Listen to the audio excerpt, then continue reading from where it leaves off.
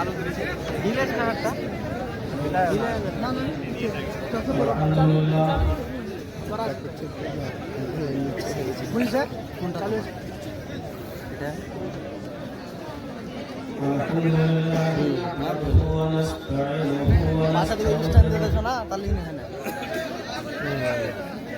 পাশা দিকে স্ট্যান্ড বাঁধাই চাই না বাঁধতে দিয়ে এটাতে বাঁধ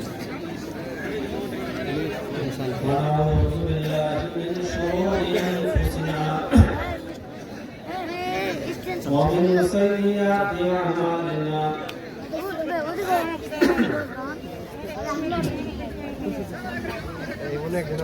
من يهده الله فلا مضل له आगे बढ़ा ومن يضلله فلا هادي له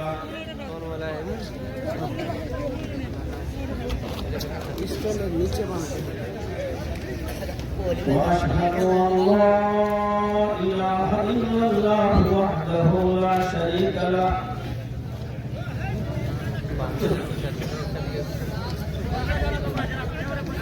وأشهد أن محمدا عبده ورسوله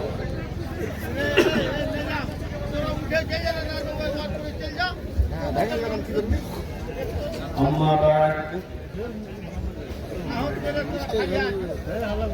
فإن خير الحديث كتاب الله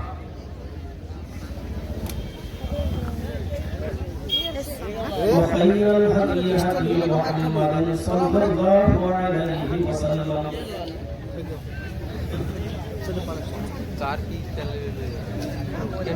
وشر الأمور محدثاتها وكل محدثة بدعة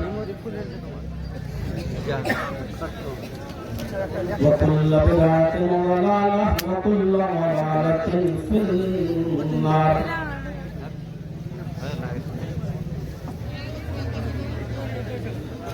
أعوذ بالله من الشيطان الرجيم بسم الله الرحمن الرحيم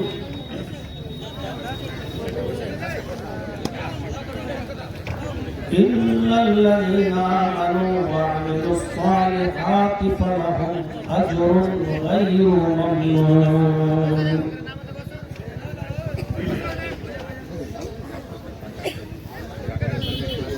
وعن أبي هريرة رضي الله تعالى عنه عن النبي صلى الله عليه وسلم قال الإيمان بضع وسبعون شعبة فأفضلها قول لا إله إلا الله وأدناها إماطة الأذى عن الطريق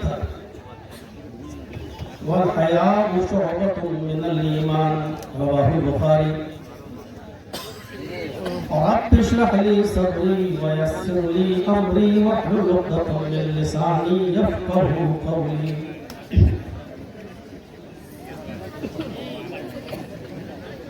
عظیم الشان اجلاس کے صدر محترم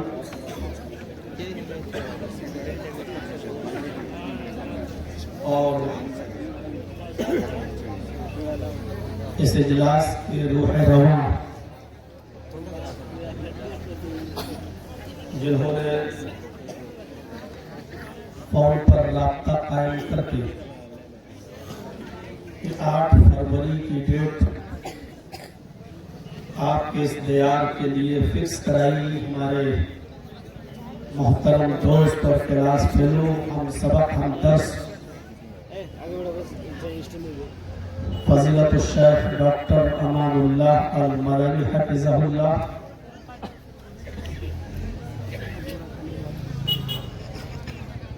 اور اسٹیج پر بیٹھے ہوئے ہمارے رفیق محترم فضیلت الشیخ تنویر مدنی حفظہ اللہ اسٹیج پر بیٹھے ہوئے دیگر معطر علماء کرام علاقے کے باوقار احباب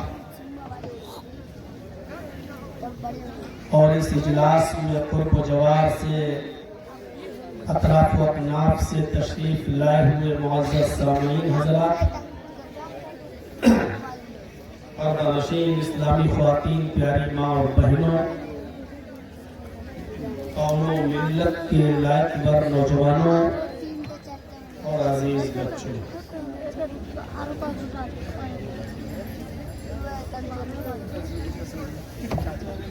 ایک لمبے عرصے کے بعد اس دیار میں پروگرام کا موقع ملا۔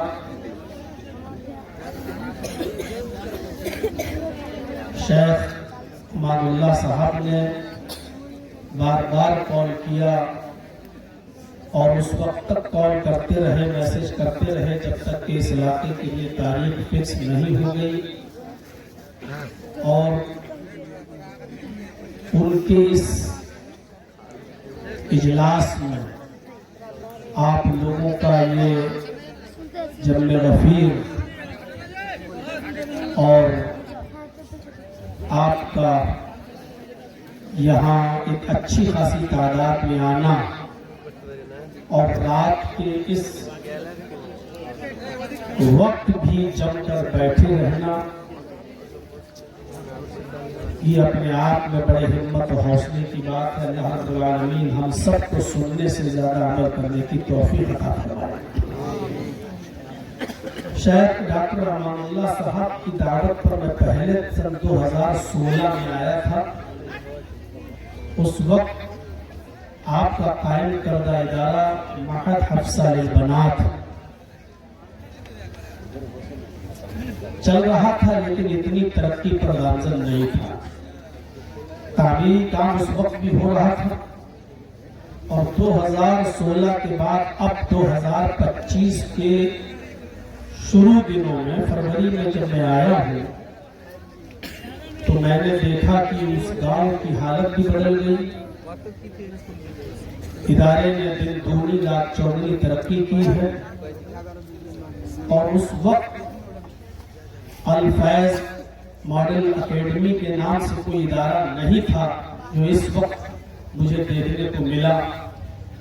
الحمدللہ کافی بچے اس کے اندر پڑھ رہے ہیں، اور اس طریقے کا جو ادارہ مجھے آج ٹہل کر گھوم کر جو میں نے دیکھا، سیمانچل میں 20 سال سے میں تقریباً سفر کر رہا ہوں، سیمانچل کے کسی ایریے میں نے اس نوعیت کا کوئی ادارہ ابھی تک نہیں دیکھا۔ مدرسے بہت دیکھے ہیں، مدرسوں کے پروگراموں میں نے شرکت بھی کی ہے، لیکن اس طریقے کا ادارہ اور اس طریقے کا اسکول جو 10 تک تو ابھی بچے پڑھ رہے ہیں، 10+ کی پرمیشن مل چکی ہے، اللہ رب العالمین اس ادارے کو دن دگنی رات چوگنی ترقی عطا فرمائے۔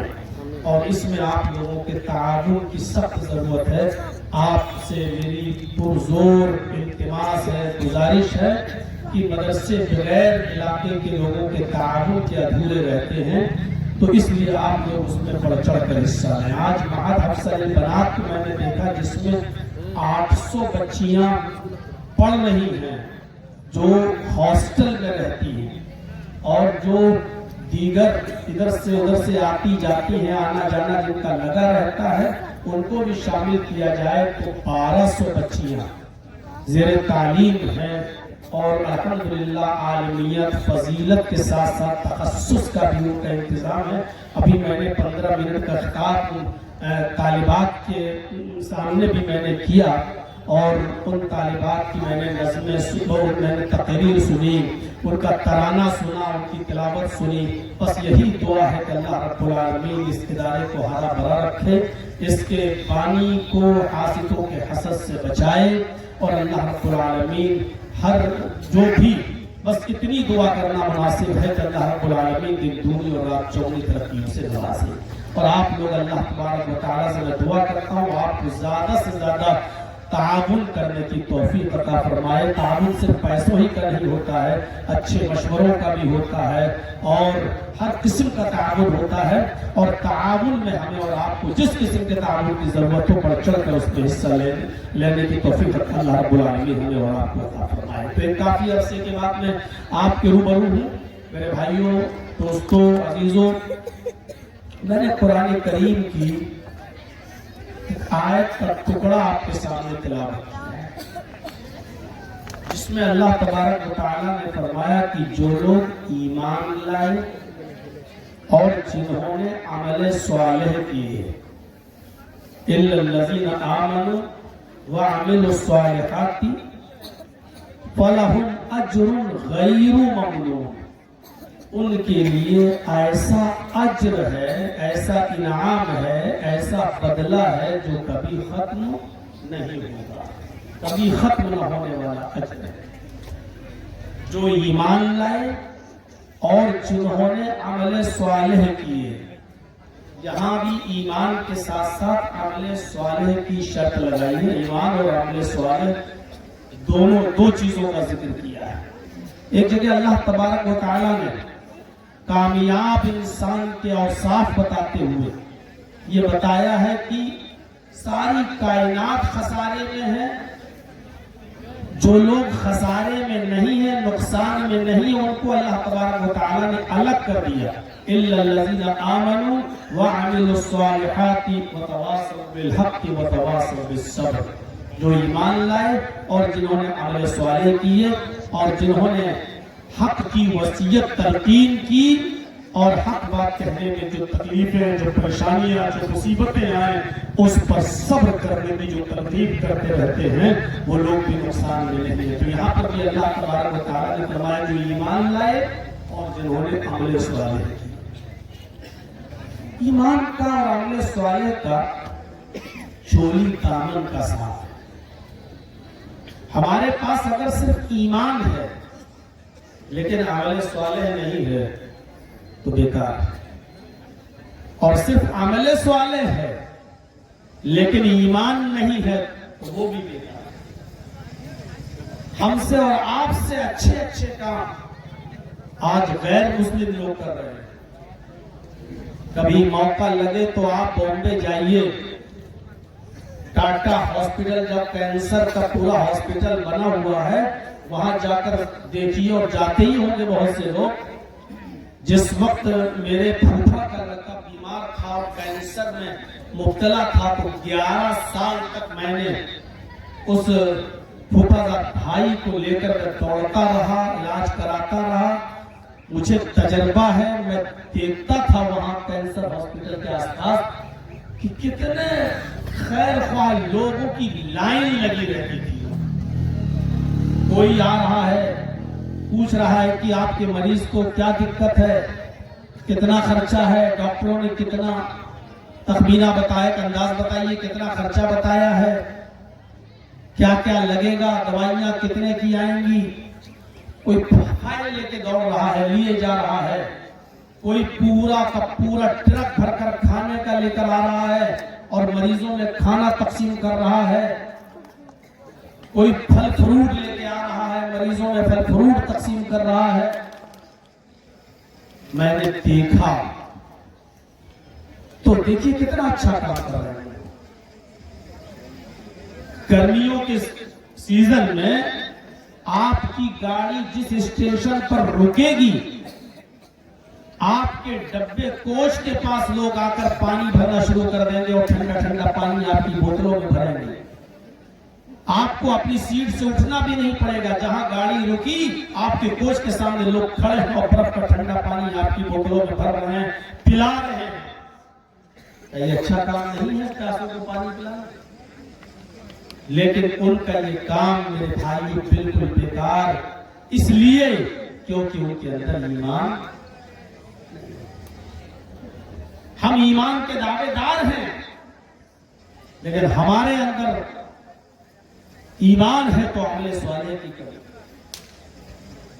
کون سا ایسا کام آج ہمارے سامنے ہے بتائیے جو خالصتاً للہ کیا جا رہا ہو؟ इल्ला माशाअल्लाह। हर चीज में रिया, नमूद और दिखावा शामिल है। एक शख्स अपने घर में कुर्बानी का बकरा तक लेके आ रहा है तो उसका भी फोटो खींचकर व्हाट्सएप पे डाल रहा है, फेसबुक पे डाल रहा है और उसकी कीमत लिखकर जाहिर कर रहा है कि मैंने आज कुर्बानी के लिए इतने हजार का बकरा खरीदा। एक शख्स खाने काबा के सामने खड़ा है, एहराम पहने हुए है, अपनी सेल्फी लेता है, उसको फेसबुक पे डाल रहा है कि आज अल्लाह ताला ने मुझे उम्रे की तौफीक बख्शी है, और रस्मी तौर पर दुआ भी करा रहा कि दुआए खैर में याद रखिएगा, दुआ कीजिएगा कि हमारे इस उम्रे को कबूल फरमाए। जबकि वो सिर्फ ये दिखाने का मकसद है, लोग हर अल्लाह ही जानता है, लेकिन मेरे भाइयों अक्सर दिखाने का ये है कि उसको दिखावा मकसद है कि देखो मैं आज सऊदी में हूँ और उम्रा कर रहा हूँ और एहराम पहने हुए हूँ और देखिए मैं खाने काबा के सामने खड़ा हूँ। ये आज एक आदमी 20-25 लोगों को रोजा इफ्तार करा रहा है, उसका फोटो खींच के डाल रहा है कि आज मैंने 50 लोगों को रोजा इफ्तार कराया है। मेरे भाई क्या सारी नियामत है, सब दिखा रहा है कि मैं उनको क्या खिला रहा हूँ, इफ्तार में क्या रखा हुआ है, किस किस्म के खाने हमने उनके सामने रखे हुए हैं अनवा अक़साम के। तो मेरे प्यारे साथी, आज हमारे पास ईमान है लेकिन अमल नहीं। ईमान भी जरूरी है और अमले स्वाले भी जरूरी है। ईमान और अमले स्वाले का चोली दामन का साथ है, बिल्कुल वैसे जैसे मोबाइल के लिए सिम जरूरी है और सिम के लिए मोबाइल जरूरी है। आपके पास मोबाइल है, बहुत कीमती मोबाइल है, आईफोन है या उससे भी कीमती मोबाइल आपके पास है, लेकिन उस मोबाइल के अंदर सिम नहीं पड़ी हुई है तो बताइए वो मोबाइल किस काम का? रखे रहिए 1.5 लाख का मोबाइल, रखे रहिए 2 लाख का मोबाइल, आप उसको कान में लगा के हेलो हेलो कहते रहे, कौन सुनेगा आपकी बात? वो एक डब्बा है बस, उसकी कोई हैसियत नहीं है जब तक कि उसके अंदर सिम न पड़ी। और जैसे ही आपने उसके अंदर सिम डाली, उस सिम के अंदर कुछ बैलेंस है, आप बात कर सकते हैं। अमेरिका, लंदन, सऊदी, मिस्र, कुवैत, आप हर जगह बात कर सकते हैं। मोबाइल के लिए सिम जरूरी है और सिम है आपके पास लेकिन मोबाइल नहीं। उस सिम के अंदर रिचार्ज भी है, 10, 20, 50 हजार रुपए आप डाल भी ले, भर ले उसको, उस सिम में कितना भी बैलेंस पड़ा हुआ हो लेकिन बेकार है। आप उस सिम को कान में लगाकर आप हेलो हेलो करके देखिए, कहीं आवाज नहीं जाएगी, भले ही उसके 1 लाख रुपया पड़ा हुआ हो। सिम के लिए मोबाइल का होना जरूरी है और मोबाइल के लिए सिम का होना जरूरी है। जब ये दोनों चीजें होती हैं तो मोबाइल काम करता है और सिम अपना काम करती है। इसी तरीके से मेरे भाइयों, हमारे लिए हमारे पास ईमान भी होना चाहिए और ईमान के साथ साथ अमले स्वालेह भी होना चाहिए। ये दोनों चीजें जरूरी है हुसूल जन्नत के लिए। जन्नत को हासिल करने के लिए दोनों चीजें जरूरी है। ईमान है, अमले स्वालेह है। देखा, अमले स्वालेह है लेकिन ईमान नहीं।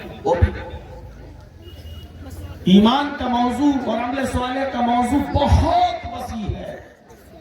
हम आज पूरी बहस सिर्फ इस टॉपिक पर नहीं करेंगे। ईमान की 3 अहम शाखों का जिक्र हम आज करेंगे जो हमने हदीस पढ़कर आपके सामने जो रखी है, उस हदीस के अंदर जो 3 चीजों का जिक्र किया गया है, क्योंकि ईमान की के शोबे तो बहुत से हैं। नबी अकरम सल्लल्लाहु अलैहि वसल्लम ने फरमाया, अल ईमान बिज़उन व सबऊन शुअबतन, ईमान की 70 से ज्यादा शाखाएं हैं, ईमान की 70 से ज्यादा शोबे। बिज़उन सबऊन शुअबतन, ईमान के 70 से ज्यादा शोबे हैं। यहां 70 से मुराद क्वांटिटी नहीं है, मिकदार नहीं है, गिनती नहीं है कि सिर्फ 70 है या 70 से कुछ ज्यादा नहीं, बल्कि بخاری کی شرح لکھتے ہوئے حافظ احمد ابن حجر رحمت اللہ علیہ نے لکھا ہے کہ یہاں کثرت مراد ہے، یعنی ایمان کی بہت زیادہ ایمان کے شعبے ہیں، ایمان کی بہت زیادہ شاخیں ہیں۔ الایمان بضع و سبعون شعبۃ، کبھی کبھی ہم لوگ بھی اپنے محاوری زبان میں بولتے ہیں ابھی لگائیں گے 50 تھپڑ، ابھی لگائیں گے 50 تماچے۔ تو 50 تھپڑ مارنے کا مقصد یہ نہیں ہے کہ آپ گن کر اس کو 50 تھپڑ ماریں گے، نہیں، بلکہ آپ یہ بتانا چاہتے ہیں کہ ابھی بہت زیادہ ماروں گا تمہیں، ہوش میں آ جاؤ، اوقات میں آ جاؤ، لائن پر آ جاؤ، اگر آپ اپنی حرکت سے باز نہیں آئے تو میں بہت زیادہ، یعنی بہت بڑی سزا دوں گا، بہت ماروں گا، یہ مطلب ہوتا ہے۔ تو یہاں جو فرمایا گیا الایمان بضع و سبعون شعبۃ، ایمان کی 70 سے زیادہ شاخائیں ہیں، ایمان کی 70 سے زیادہ برانچز ہیں، ایمان کے 70 سے زیادہ شعبے ہیں۔ تو یہ ایسے ہی نہیں بتایا گیا صرف 70 سے زیادہ، نہیں، بہت زیادہ، یعنی کثرت ہے، کثرت مراد لی گئی ہے، یعنی ایمان کی بہت سی شاخائیں ہیں۔ ان میں اللہ کے نبی صلی اللہ علیہ وسلم نے فرمایا پہلی افضل شاخ کیا ہے، ادناہا، اور سب سے کمتر درجے کی شاخ کیا ہے، اور پھر ایک اور شاخ، 3 شاخ کا جو ذکر کیا ہے، یہ آج ہمارے معاشرے کی اصلاح کے لیے بے حد ضروری ہے یہ چیز بتانا۔ فَأَفْضَلُهَا قَوْلُ لَا إِلَهَ إِلَّا اللَّهِ، ایمان کا سب سے افضل درجہ اور ایمان کی سب سے افضل شاخ، ایمان کا سب سے افضل شعبہ کیا ہے؟ قول لا الہ الا اللہ، لا الہ الا اللہ کہنا۔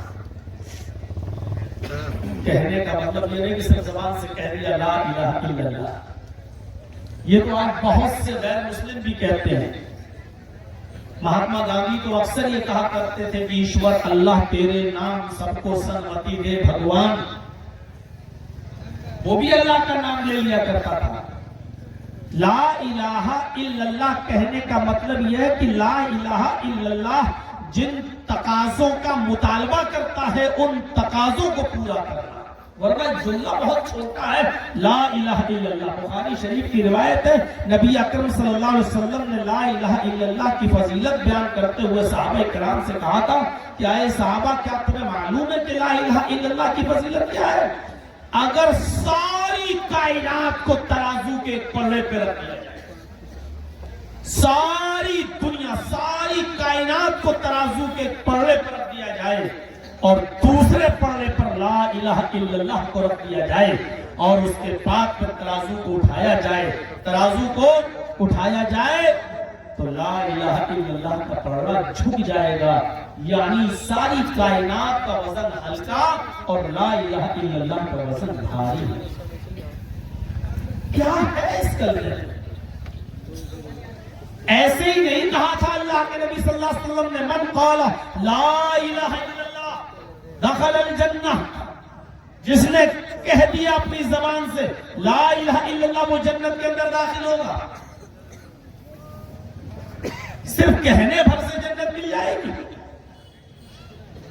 ایسے ہی نہیں کہا تھا اللہ کے نبی صلی اللہ علیہ وسلم نے کہ من کان آخر کلامہ لا الہ الا اللہ دخل الجنہ، جس کی زبان سے آخری جملہ مرتے وقت لا الہ الا اللہ نکلا اور لا الہ الا اللہ نکلتے ہی اس کی روح قبض عنصری سے پرواز ہو گئی، یہی کہہ کر وہ دنیا سے رخصت ہو گیا، مر گیا، وہ جنت کے اندر داخل ہوگا۔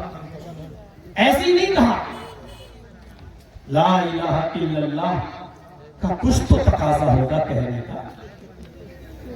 یہ صرف لا الہ الا اللہ صرف ایک جملہ نہیں ہے، لا الہ الا اللہ کا معنی صرف یہی نہیں کہ لا الہ الا اللہ اللہ کے علاوہ، یعنی آپ اس بات کا اقرار کر رہے ہیں لا الہ یعنی لا معبود الا اللہ، اللہ کے علاوہ کوئی معبود نہیں ہے۔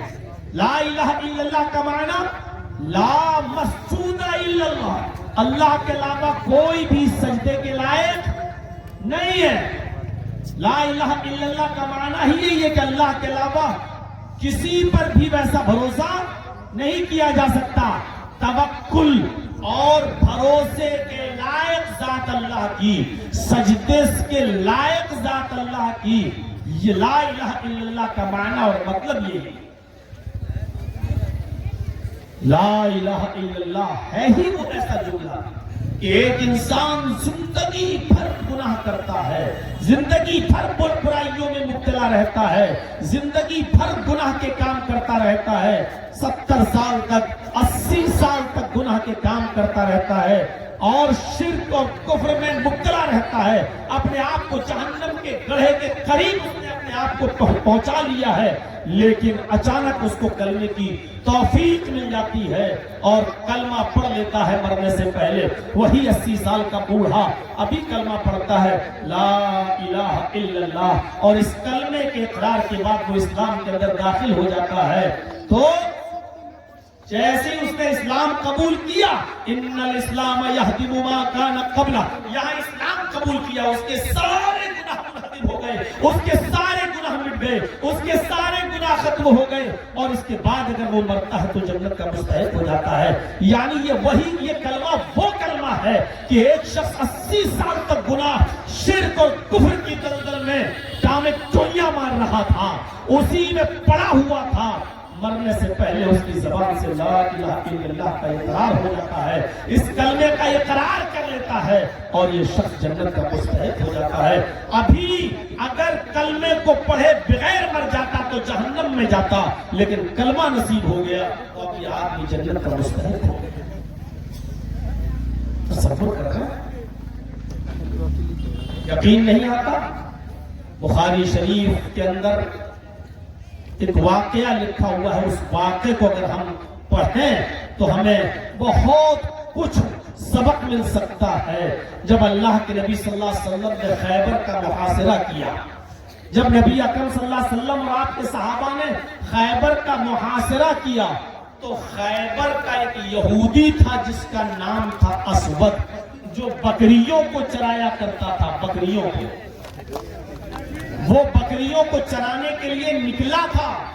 جب بکریوں کو چرا کے آیا تو اس نے دیکھا کہ خیبر کا محاصرہ ہو چکا ہے اور صحابہ کرام نبی اکرم کے محمد کے چاہنے والوں نے چاروں طرف سے گھیر لیا ہے.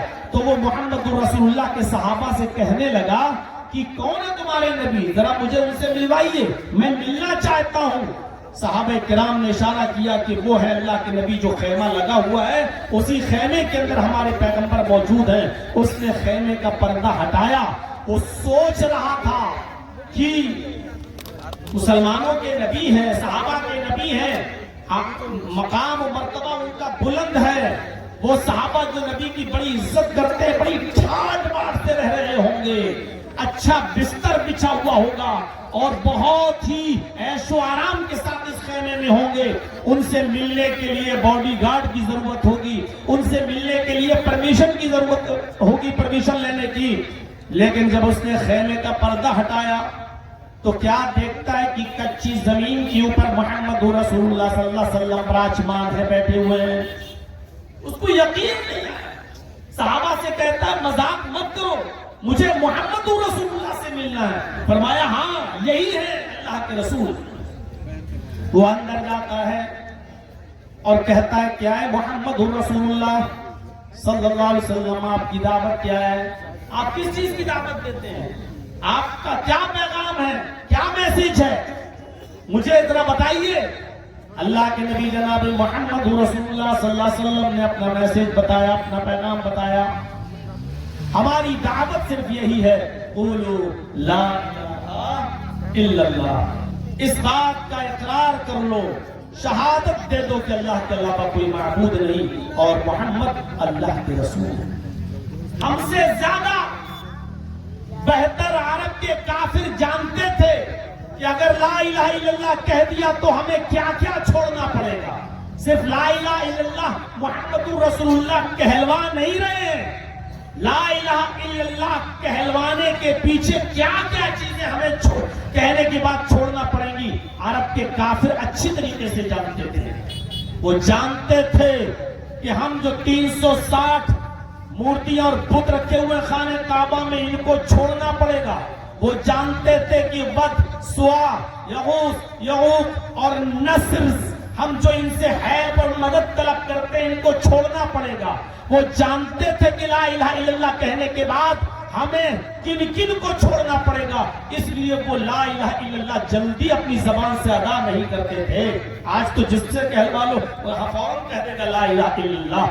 جو مزاروں کی چادریں چڑھا رہا ہے اور قبروں کو چوم رہا ہے وہ بھی لا الہ الا اللہ کہتا ہے۔ میرے بھائیوں ذرا تصور کر لیں، عرب کے کافر جانتے تھے کہ لا الہ الا اللہ کہنے کا مقصد کیا اور مطلب کیا ہے اور ہمیں کیا کیا چھوڑنا پڑے گا۔ جب اللہ کے نبی نے اسود سے کہا کہ لا الہ الا اللہ کہہ دو، گواہی دے دو کہ اللہ کے علاوہ کوئی معبود نہیں، وہ اچھی طریقے سے جانتا تھا کہ محمد رسول اللہ میں کس چیز کی دعوت دے رہے ہیں، ہمیں کیا کیا چھوڑنا پڑے گا۔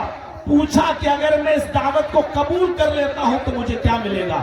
فرمایا تمہیں جنت ملے گی، جنت۔ اس نے کلمہ پڑھ لیا، اقرار کر لیا، اشہد ان لا الہ الا اللہ واشہد ان محمدا عبدہ ورسولہ۔ یہ کلمہ پڑھ کر وہ اسلام کے دائرے میں داخل ہو جاتا ہے۔ اس نے کہا اللہ کے نبی اب کوئی کام بتائیے، اب میں یہ کام نہیں کروں گا یہودیوں کی بکریاں چراؤں، ٹھیک ہے اب مجھے کوئی کام بتاؤ۔ آپ نے فرمایا کوئی نماز کا وقت نہیں تھا کہ آپ اس سے کہتے کہ نماز پڑھو، رمضان کا مہینہ بھی نہیں تھا کہ آپ اس سے کہتے روزہ رکھو، حج کا سیزن بھی نہیں تھا کہ آپ اس سے کہتے حج کرو۔ آپ نے کہا ہمارے صحابہ محاذ پر ہیں، جہاد کر رہے ہیں، کافروں سے لڑ رہے ہیں، تم بھی جہاد میں شامل ہو جاؤ، اگر زندہ بچ کر آ گئے تو غازی کہلاؤ گے اور اگر قتل کر دیے گئے مارے گئے تو شہید کہلاؤ گے۔ اس نے کہا اللہ کے نبی میں جنگ میں جانے کے لیے تیار ہوں، جہاد میں شامل ہونے کے لیے تیار ہوں، لیکن یہ ہمارے پاس بکریاں ہیں، ان بکریوں کا کیا کروں جو میں یہودیوں کی چراتا ہوں۔ آپ نے فرمایا ان بکریوں کو جب تک ان کے مالک کے حوالے نہیں کرو گے تب تک تم جہاد میں شامل نہیں ہو سکتے ہیں۔ لوگوں کی امانتوں کو ان کے حوالے کرنا ضروری ہے۔ دیکھ رہے ہیں لا الہ الا اللہ پڑھ لیا اس نے، جہاد ہو رہا ہے، لیکن اللہ کے نبی کہہ رہے ہیں کہ پہلے جن کی بکریاں ہیں ان کی بکریوں کو ان کے مالکوں کے حوالے کر دو۔ کتنا بڑا میسج چھپا ہے۔ اگر آپ نے امانت میں خیانت کری، بکریاں یہی چھوڑ گئے چلے گئے میدان جہاد میں اور قتل کر دیے گئے تو وہاں شہادت بھی کوئی کام نہیں آئے گی۔ کیوں؟ کیونکہ یہ کلنک تمہارے اوپر رہے گا، کیونکہ تمہارے پاس لوگوں کی امانتیں موجود ہیں۔ کہا اللہ کے نبی ہم ان بکریوں کو گیٹ تک، دروازے تک، شہر کے دروازے تک چھوڑ دیتا تھا روزانہ، اور وہاں سے یہ بکریاں اپنے اپنے گھروں میں چلی جاتی ہیں۔ ہر آدمی کے گھر بکری کو چھوڑنا میری ذمہ داری نہیں ہے، میں اس شہر کے دروازے تک بکریوں کو چھوڑ دیتا ہوں اور بکریاں وہاں سے اپنے اپنے گھر خود ہی چلی جاتی ہیں۔ اللہ کے نبی نے فرمایا تم بکریوں کو جس دروازے پر چھوڑتے تھے اسی دروازے پر پہلے چھوڑ کر آؤ، اس کے بعد میں تم جہاد میں شامل ہو جاؤ۔ وہ شخص جاتا ہے اور بکریوں کو اس دروازے تک چھوڑ دیتا ہے شہر کے جہاں وہ چھوڑا کرتا تھا۔ اس نے بکریوں کو وہاں چھوڑ دیا اور چھوڑنے کے بعد وہ آتا ہے اور اللہ کے نبی سے پرمیشن لیتا اور سیدھے جہاد میں شامل ہو جاتا ہے۔ لڑتا ہے، اتنا لڑتا ہے کہ کئی کافروں کو واسطے جہنم کرتا ہے اور اس کے بعد میں خود اس کی گردن پر تلوار چل جاتی ہے اور یہ شخص خود بھی شہید ہو جاتا ہے۔ یہی اسود خود شہید ہو جاتا ہے۔ اللہ کے نبی صحابہ کرام کو پتہ ہی نہیں کہ یہ کون ہے، آیا اچانک جنگ میں شامل ہوا، لڑا، کافروں میں گھس گیا، ہماری طرف سے لڑ رہا ہے لیکن پتہ نہیں، کیونکہ آج ہی تو اسلام لایا ہے، ابھی تو اس نے کلمہ پڑھا ہے لا الہ الا اللہ، ہم تو جانتے ہی نہیں یہ کون ہے۔ لڑتا ہے لیکن ساتھ دے رہا ہے، کافروں کو مار رہا ہے۔ جب اس کی شہادت ہو گئی تو بتایا گیا اللہ کے نبی جناب محمد رسول اللہ صلی اللہ علیہ وسلم کو کہ اجنبی شخص پڑا ہوا ہے، قتل کر دیا گیا ہے. نبی اکرم صلی اللہ علیہ وسلم جب اس کے قریب آتے ہیں اور دیکھتے ہیں کہ تو اسود کی باڈی ہے, اسود شہید کر دیا گیا ہے, تو آپ نے فرمایا کہ ہاں ابھی اسلام لایا تھا, ابھی اس نے تھوڑی دیر پہلے کلمہ پڑھا تھا اور جہاد میں شامل ہو گیا. میرے بھائیو, اللہ کے نبی صلی اللہ علیہ وسلم نے فرمایا یہ وہ شخص ہے جس نے ایک بھی وقت کی نماز نہیں پڑھی, ایک بھی روزہ نہیں رکھا, ایک بھی حج نہیں کیا, کوئی نیکی نہیں کی. غور کرو, اسلام لایا, جہاد میں شامل ہو گیا, قتل کر دیا گیا. اللہ کے نبی صلی اللہ علیہ وسلم فرماتے ہیں یہ جنتی ہے, یہ جنتی ہے. اب آپ اندازہ لگا کر لگائیں اور سوچیں کتنا بڑا میسج, کتنا بڑا پیغام. ایک بھی نماز نہیں پڑھی اور آپ لوگ خود فیصلہ کریں, ابھی اگر یہ کلمہ نہ پڑھا ہوتا اور ویسے ہی اگر مر جاتا تو کہاں جاتا, کیا ہوتا اس کا؟ کلمہ پڑھا اور کوئی نماز کا وقت نہیں, رمضان کا مہینہ نہیں, حج کا سیزن نہیں, ایک بھی نماز نہیں پڑھی, ایک بھی روزہ نہیں رکھا, حج بھی نہیں کیا, کچھ نہیں, شہید ہو جنت. افضلها قول لا الہ الا اللہ, افضلها قول لا الہ الا اللہ. ایمان کا سب سے بڑا اور افضل شعبہ کیا ہے؟ لا الہ الا اللہ کہنا, اس کے تقاضوں کو پورا کرنا. لا الہ الا اللہ بھی کہو اور کہو کہ بابا کے در پہ آیا ہوں تو جھولا جھولی بھر کے جاؤں گا. لا الہ الا اللہ بھی کہو اور بیٹا بیٹی دوسروں سے بھی مانگو. میں جی لا الہ الا اللہ. ایک بھی وقت کی نماز نہیں پڑھی ہو جنتی, ایک بھی وقت کا ایک بھی دن روزہ نہیں رکھا اور جنتی. یہ ہے لا الہ الا اللہ. ایک اور واقعے کی طرف آئی. ایک چھوٹا بچہ 12 سال جس کی عمر, یہودی کا بچہ, نبی اکرم صلی اللہ علیہ وسلم کی خدمت کیا کرتا تھا. نبی اکرم صلی اللہ علیہ وسلم کا خدمت گزار تھا. اللہ کے نبی صلی اللہ علیہ وسلم کے پاس سے اٹھ کر جب وہ اپنے گھر جاتا اور اپنے والدین سے کہتا کہ میرا دل محمد رسول اللہ کی تعلیم کی طرف مائل ہے, لیکن اس کے ماں باپ غصہ ہوتے, آنکھ دکھاتے, وہ بیچارہ اپنے ماں باپ کے ڈر سے اسلام قبول نہیں کر پاتا.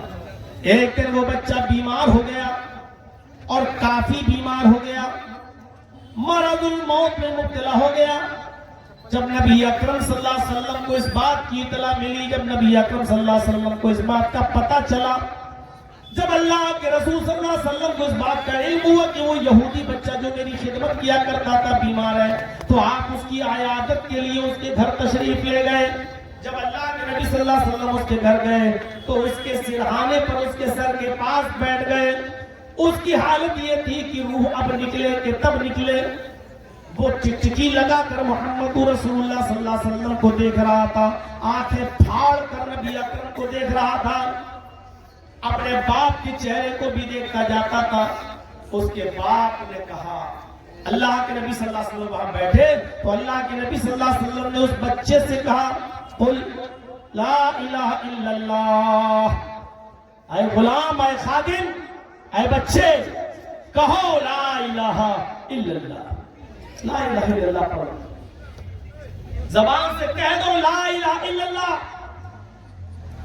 آپ نے کہا قل یا غلام لا الہ الا اللہ, بچے بول, کہہ دو لا الہ الا اللہ. اس بچے نے اپنے باپ کی طرف دیکھا,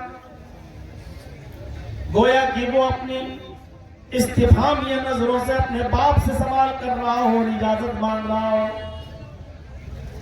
اس کے باپ نے اپنے بیٹے کو دیکھا اور اپنے بیٹے کی تمنا جو حالت صحت و تندرستی میں وہ ظاہر کیا کرتا تھا, اس کا خیال کرتے ہوئے اس کے باپ نے جو یہودی تھا اپنے بچے سے کہا, اطیع ابا القاسم, بیٹے تم ابو القاسم کی بات مان لو. ان کی فرما برداری کرو. وہ جو کہہ رہے ہیں اس زبان سے, اپنی زبان سے اس کلمے کو نکال لو. جاؤ, تمہاری بھی مرضی یہی تھی, پہلے تم بھی یہی چاہتے تھے, لیکن میرے غصے کی وجہ سے تم اسلام قبول نہیں کرتے تھے. اگر تمہارا دل محمد رسول اللہ کی بات پر ہے, ان کی تعلیم پر ہے, اور تم یہاں آ کر مجھے بتاتے تھے, تو بیٹا پڑھ لو, کہہ دو محمد رسول اللہ ابو القاسم جو کہہ رہے ہیں ان کی اطاعت کرو, فرما برداری کرو, ان کی بات مان لو. جیسے ہی باپ کی طرف سے پرمیشن ملی, اس چھوٹے سے بچے نے اپنی زبان سے یہ کلمہ ادا کیا, اشہدو ان لا الہ الا اللہ و اشہدو ان محمد عبدہ و رسولہ. شاید یہی کلمہ پڑھنے کے لیے وہ اب تک زندہ تھا, اور جیسے ہی اس نے یہ کلمہ پڑھا, کلمہ اس کی زبان سے نکلا اور اس بچے کی روح بھی نکل گئی. کلمہ جیسے ہی اس کی زبان سے نکلا, اس بچے کا انتقال بھی ہو گیا. اور جیسے ہی اس بچے کا انتقال ہوا, اللہ کے نبی اس کے سرحانے پر بیٹھے ہوئے تھے, کھڑے ہو جاتے ہیں اور کھڑے ہو کر کہتے ہیں الحمدللہ الذی انقذہ عن النار. تمام تعریفیں اس اللہ کے لیے ہیں جس نے اس بچے کو جہنم کی آگ میں جلنے سے بچا لیا, جہنم میں جانے سے بچا لیا. تمام تعریفیں اس اللہ کے لیے ہیں جس نے اس بچے کو جہنم کی آگ سے بچا لیا, نجات عطا فرمائی. میرے بھائیوں غور کرو, مرض الموت میں مبتلا تھا, کلمہ اگر نہیں پڑھتا تو وہ کہاں جاتا, اور جیسے ہی کلمہ پڑھا, ایک بھی نماز نہیں, ایک بھی روزہ نہیں, کلمہ زبان سے ادا ہوا, روح نکل گئی. اور اللہ کے نبی اس کے لیے کیا کہہ رہے ہیں, الحمدللہ الذی انقذہ عن النار. تمام تعریفیں اس اللہ کے لیے ہے جس نے اس کو دوزخ کی اور جہنم کی آگ سے بچایا. ہم کہا لا الہ الا اللہ کہ تقاضے معلوم کرو کیا ہے, کیا چاہتا ہے یہ کلمہ ہم سے, کس چیز کا مطالبہ کرتا ہے یہ کلمہ ہم سے. اس کے برعکس ایک اور منظر دیکھ لو, اور سنا ہوگا علماء سے, پوری زندگی ابو طالب نے محمد رسول اللہ کا ساتھ دیا. نبی کے چچا نے, ابو طالب نے پوری زندگی ساتھ دیا. ایک موقع پر کچھ برہم بھی ہوئے, غصہ بھی ہوئے کہ بھتیجے ان کافروں کو ان کے حال پہ چھوڑ دو, یہ لوگ تیری جان کے پیاسے ہیں. بھتیجے آج یہ لوگ میرے پاس آئے تھے اور مجھ سے کہہ رہے تھے کہ پانی سر پر چڑھ چکا ہے, محمد ہمارے معبودوں کو, ہمارے خداؤں کو برا بھلا کہتا ہے, گالی دیتا ہے, محمد کو ہمارے حوالے کرو, اور آپ کو کوئی بچہ پالنا ہی ہے تو ہم اپنا بچہ دے دیتے ہیں, آپ ہمارے بچے کی پرورش کیجئے, کھلائیے پلائیے. آپ کو بچے پالنے کا شوق ہے تو ہمارا لے لو, لیکن محمد کو ہمارے حوالے کرو, ہم اپنے سماج کے حساب سے آپ کے بھتیجے کو سزا دیں گے. اور کرو. ابو طالب نے کہا واہ کتنا اچھا فیصلہ کرتے ہو, تمہارے بچے کو کھلا پلا کر میں سانڈ کی طرح موٹا تازہ کروں, اور میرے بھتیجے کو لے جاؤ اور اس کو تم مارو اور قتل کرو. کیا فیصلہ لے کے آئے ہو, کتنا اچھا ججمنٹ کر رہے ہو, کتنا اچھا فیصلہ کر رہے ہو تم. تو آئے ابو طالب پھر اپنے بھتیجے کو روکتے کیوں نہیں ہو, پانی سر پہ چڑھ چکا ہے. جب یہ کافرین مکہ وہاں سے چلے جاتے ہیں تو اللہ کے نبی صلی اللہ علیہ وسلم کو بلایا جاتا ہے. جب یہ کافر وہاں سے چلے جاتے ہیں تو ابو طالب اپنے بھتیجے کو بلاتے ہیں اور محمد رسول اللہ صلی اللہ علیہ وسلم سے بہت شائستگی کے ساتھ گفتگو کرتے ہیں اور کہتے ہیں کہ بھتیجے میرے اوپر اتنا بوجھ نہ ڈالو کہ میں برداشت نہ کر سکوں, میرے اوپر اتنی ذمہ داری نہ ڈالو کہ میں برداشت نہ کر سکوں. آج کافر تمہارا مطالبہ کرنے لگے, مجھ سے تمہیں مانگنے لگے سزا دینے کے لیے, تمہیں قتل کرنے کے لیے.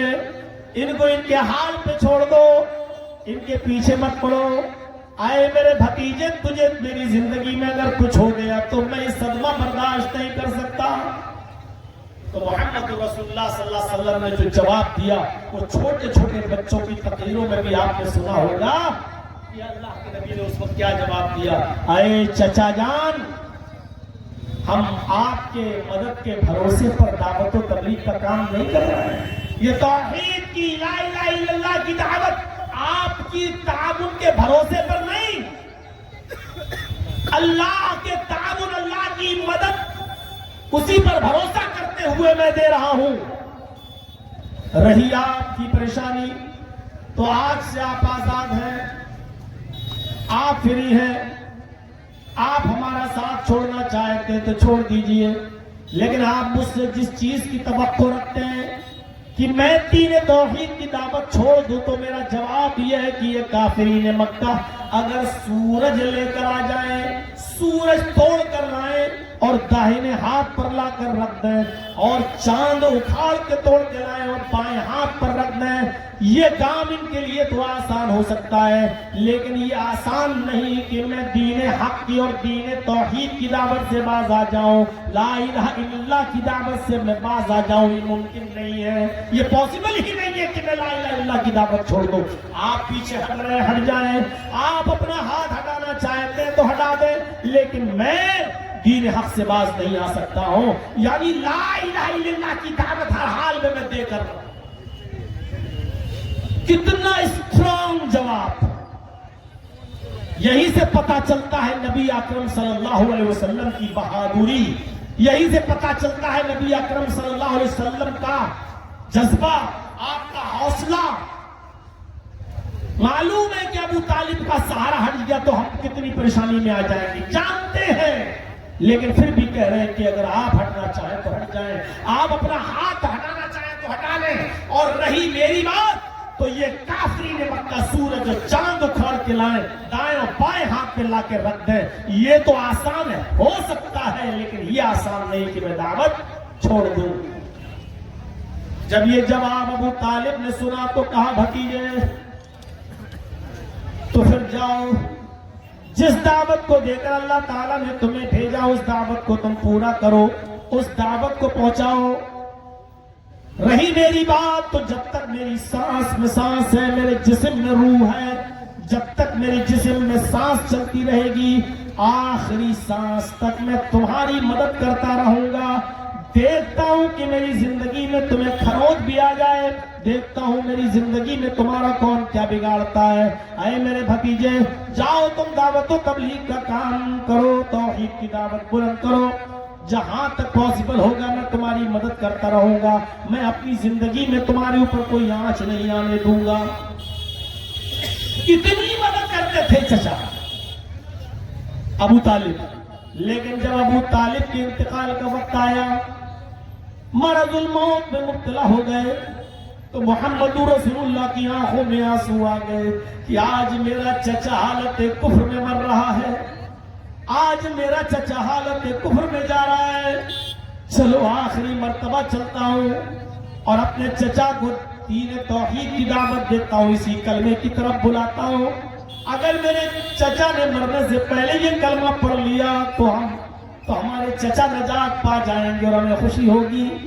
امید کا ایک سہارا ہے، امید ہے، ایک آسرا، ایک سہارا ہے، اور اسی امید کے آسرے پر جا رہے ہیں کہ آج چچا کو پھر دعوت دیں. لیکن وہاں بہت سے لوگ بیٹھے ہوئے ہیں، ابو جہل بھی بیٹھا ہے، ابو لہب بھی بیٹھا ہے، اور بھی بہت سے کافر بیٹھے ہوئے ہیں. ان کے سامنے کیسے دعوت دیں؟ میرے بھائیوں، تھوڑی دیر کے لیے کچھ لوگ ہٹ جاتے ہیں، لیکن پھر بھی کچھ لوگ وہاں موجود ہیں. اللہ کے نبی جناب محمد رسول اللہ صلی اللہ علیہ وسلم اپنے چچا کے کان میں کہتے ہیں، اے میرے چچا، آپ کا بھتیجا آج آپ کے پاس، آپ کی اس کنڈیشن میں، آپ کی اس حالت میں ایک ہی امید لے کر آیا ہے. آپ کان میں کہہ رہے ہیں، اے چچا جان، آخری وقت ہے، چلا چلتا وقت ہے، آخری موقع ہے، کم سے کم جانے سے پہلے لا الہ الا اللہ کہہ دیجئے. قل لا الہ الا اللہ فی اذنی. اے میرے چچا، آپ زور سے نہیں کہہ سکتے، مت کہیے، سب کے سامنے نہیں کہہ سکتے، مت کہیے. اے میرے چچا، میرے کان میں کہہ دو، کسی کو پتہ نہیں چلے گا، میں بھی نہیں بتاؤں گا، صرف میرے کان میں بھی اگر آپ نے کہہ دیا تو میں گواہ بن جاؤں گا، اور قیامت کے دن اللہ سے آپ کی شفاعت کراؤں گا، اللہ سے آپ کی سفارش کروں گا، اللہ رب العالمین کے سامنے مجھے موقع مل جائے گا آپ کے حق میں سفارش کرنے کا، شفاعت کرنے کا۔ آئے میرے چچا میرے کان ہی میں کہہ دیجئے، آپ کو زور سے کہنے کی ضرورت نہیں، صرف میرے کان میں کہہ دیجئے، چچا بیمار، مرض الموت میں مبتلا، ساری زندگی نبی کی سیوا کی، نبی کی خدمت کی، اور اللہ کے نبی اسی امید کے ساتھ جا رہے کہ چچا جان آخری وقت میں کم سے کم لا الہ الا اللہ کہیں نہیں، میرے کان میں کہہ دیجئے، اللہ سے ہم سفارش کرا لیں گے انشاءاللہ، چچا جان میرے کان میں کہہ دیجئے۔ لیکن ابو طالب کے حصے میں کلمہ نہیں تھا، اور انہوں نے آخری وقت بھی اپنے بھتیجے سے محمد رسول اللہ سے کہہ دیا کہ نہیں، اے میرے بھتیجے نہیں، میں نہیں چاہتا کہ میرے مرنے کے بعد لوگ مجھے تانا ماریں کہ دیکھو آخری وقت میں ڈر گیا، جہنم سے ڈر گیا، قبر سے ڈر گیا، اس سے ڈر گیا، اس سے ڈر گیا، اور بھتیجے کی باتوں میں آ گیا۔ نہیں، اے بھتیجے، اے محمد، میں کلمہ نہیں پڑھ سکتا، تمہارے کان میں بھی نہیں پڑھ سکتا، مجھے اسی دھرم پر، اسی دین پر مرنا منظور ہے، جس دین پر، جس دھرم پر ہمارے باپ عبد المطلب مرے تھے، مجھے اپنے باپ دادا کے دین پر مرنا ہی پسند ہے، میں کلمہ نہیں پڑھ سکتا۔ کان میں بھی کلمہ نہیں پڑھا، ابو طالب کو کلمہ نصیب نہیں ہوا، ابو طالب مر گئے، انتقال ہو گیا جب ابو طالب کا، تو اللہ کے نبی کو اپنے چچا کے حالت کفر میں مرنے کا بہت صدمہ ہوا، بہت افسوس ہوا، لیکن ان کی خدمات کو سوچ سوچ کر کہنے لگے کہ اپنے چچا کے لیے میں مغفرت کی دعا کروں گا، اللہ سے کہوں گا کہ اللہ میرا چچا بہت ہی رحم دل تھا، اس نے آخری وقت تک بھی میرا سہارا دیا، اور جیسے ہی نبی اکرم نے اپنے کافر چچا کے لیے جو ابھی حالت کفر میں مرا ہے اس کے لیے دعائے مغفرت کرنا چاہی، تو اللہ تعالیٰ نے آسمان سے جبریل کو بھیج کر منع کر دیا اور فرمایا 70 مرتبہ بھی اپنے کافر باپ کے لیے اگر دعا کرو گے، یعنی پھر وہی کثرت مراد ہے، یعنی دعا کرتے کرتے، مغفرت کی دعا کرتے کرتے آپ کی دن اور رات گزر جائیں، آپ کی زندگی ختم ہو جائے، پھر بھی ہم آپ کے چچا کی مغفرت نہیں کریں گے۔ کسی مومن مرد کے لیے کسی کے جائز ہی نہیں ہے کہ کسی مومن کے لیے کہ کسی کافر کے لیے وہ دعائے مغفرت کرے۔ اے محمد، ہم آپ کے چچا کے سلسلے میں کی گئی دعائے مغفرت بھی ریجیکٹ کرتے ہیں، ہم اس کو بھی ناقابل قبول ہے، نہیں قبول کرتے ہیں، ہم اس کو ریجیکٹ ہے، نہیں قبول ہوگی آپ کی یہ دعا۔ آپ کتنی مرتبہ بھی مغفرت کی دعا کر لیں، لیکن میں آپ کے چچا کو ابو طالب کو معاف نہیں کروں گا، بخشوں گا۔ ہاں، اتنا ضرور ہے کہ آپ کی زندگی بھر وہ سیوا کرتا رہا، آپ کے ساتھ کاندھے سے کاندھا ملا کر کھڑا رہا، اس کے وجہ سے ہم اتنا کر سکتے ہیں کہ آپ کے چچا کو سب سے ہلکا عذاب دیں، لیکن جہنم میں آپ کے چچا کو بھی جانا ہوگا، اور ابو طالب کو سب سے ہلکا عذاب جہنم کے اندر دیا جائے گا۔ میرے بھائیوں، غور کرو، لا الہ الا اللہ کی حیثیت کو پہچانو، لا الہ الا اللہ کے مقام کو پہچانو۔ یہودی بچہ 12 سال کی عمر میں کلمہ پڑھتا ہے، ایک بھی نماز نہیں پڑھتا اور روزہ نہیں رکھتا ہے، اللہ کے نبی کہہ رہے ہیں اللہ کا شکر ہے، تمام تعریفیں اللہ کے لیے جس نے اس کو جہنم کی آگ سے بچا لیا۔ اسود ایمان لاتا ہے، کلمہ پڑھتا ہے، اور اگر جہاد میں شامل ہوتا ہے اور شہید ہو جاتا ہے، اللہ کے نبی فرماتے ہیں کہ یہ وہ شخص ہے جس نے ایک بھی نماز نہیں پڑھی اور روزہ نہیں رکھا لیکن جنتی ہے، شہید ہو گیا ہے، یہ جنتی ہے۔ ایک طرف کلمہ پڑھنے کی بنیاد پر وہ لوگ جنت کے مستحق ہو گئے جنہوں نے ایک بھی نماز نہیں پڑھی، اور ایک طرف وہ شخصیت ہے جس نے پوری زندگی نبی کا ساتھ دیا، جس نے پوری زندگی نبی اکرم کے کاندھے سے کاندھا ملا کر چلتا رہا، نبی اکرم کے اوپر آنے والے ہر تیر، ہر تلوار کو جھیلا اور اس کا جواب دیا، اور کھڑا رہا نبی اکرم کی مدد کے لیے، لیکن حالت کفر میں مرتا ہے، کلمہ پڑھے بغیر مرتا ہے، تو ایسا شخص جہنم کا حقدار بنتا ہے۔ تو یہاں سے آپ سمجھیے لا الہ الا اللہ کی حیثیت اور اس کا مقام اور اس کا درجہ کیا ہے۔ لا الہ الا اللہ کا معنی صرف یہی ہے کہ اللہ کے علاوہ کوئی معبود نہیں، اور جب معبود آپ نے مان لیا تو اس کا مطلب یہ ہے کہ اللہ کے علاوہ کوئی ہستی ایسی نہیں کہ جس کو پکارا جائے اپنی حاجت روائی کے لیے اور اپنی مشکل کشائی کے لیے۔ اور جب پکارو اس کو تو یہ عقیدہ بھی نہیں ہونا چاہیے کہ اس کو ضرورت ہے شرکا کی، اس کو ضرورت ہے سفارشیوں کی، ہم ان کے ذریعے اللہ تک اپنی آواز کو پہنچائیں اور اپنی دعاؤں کو پہنچائیں۔ میرے بھائیوں، یہ عقیدہ توحید کے منافی ہے۔ اللہ کو کسی وسیلے کی ضرورت نہیں ہے۔ ان اللہ سمیع بصیر، وہ بہت ہی زیادہ سننے والا اور بہت ہی زیادہ دیکھنے والا ہے۔ ہم اور آپ کیا سنیں گے؟ ہماری اور آپ کی قوت سماعت و بصارت کیا ہے؟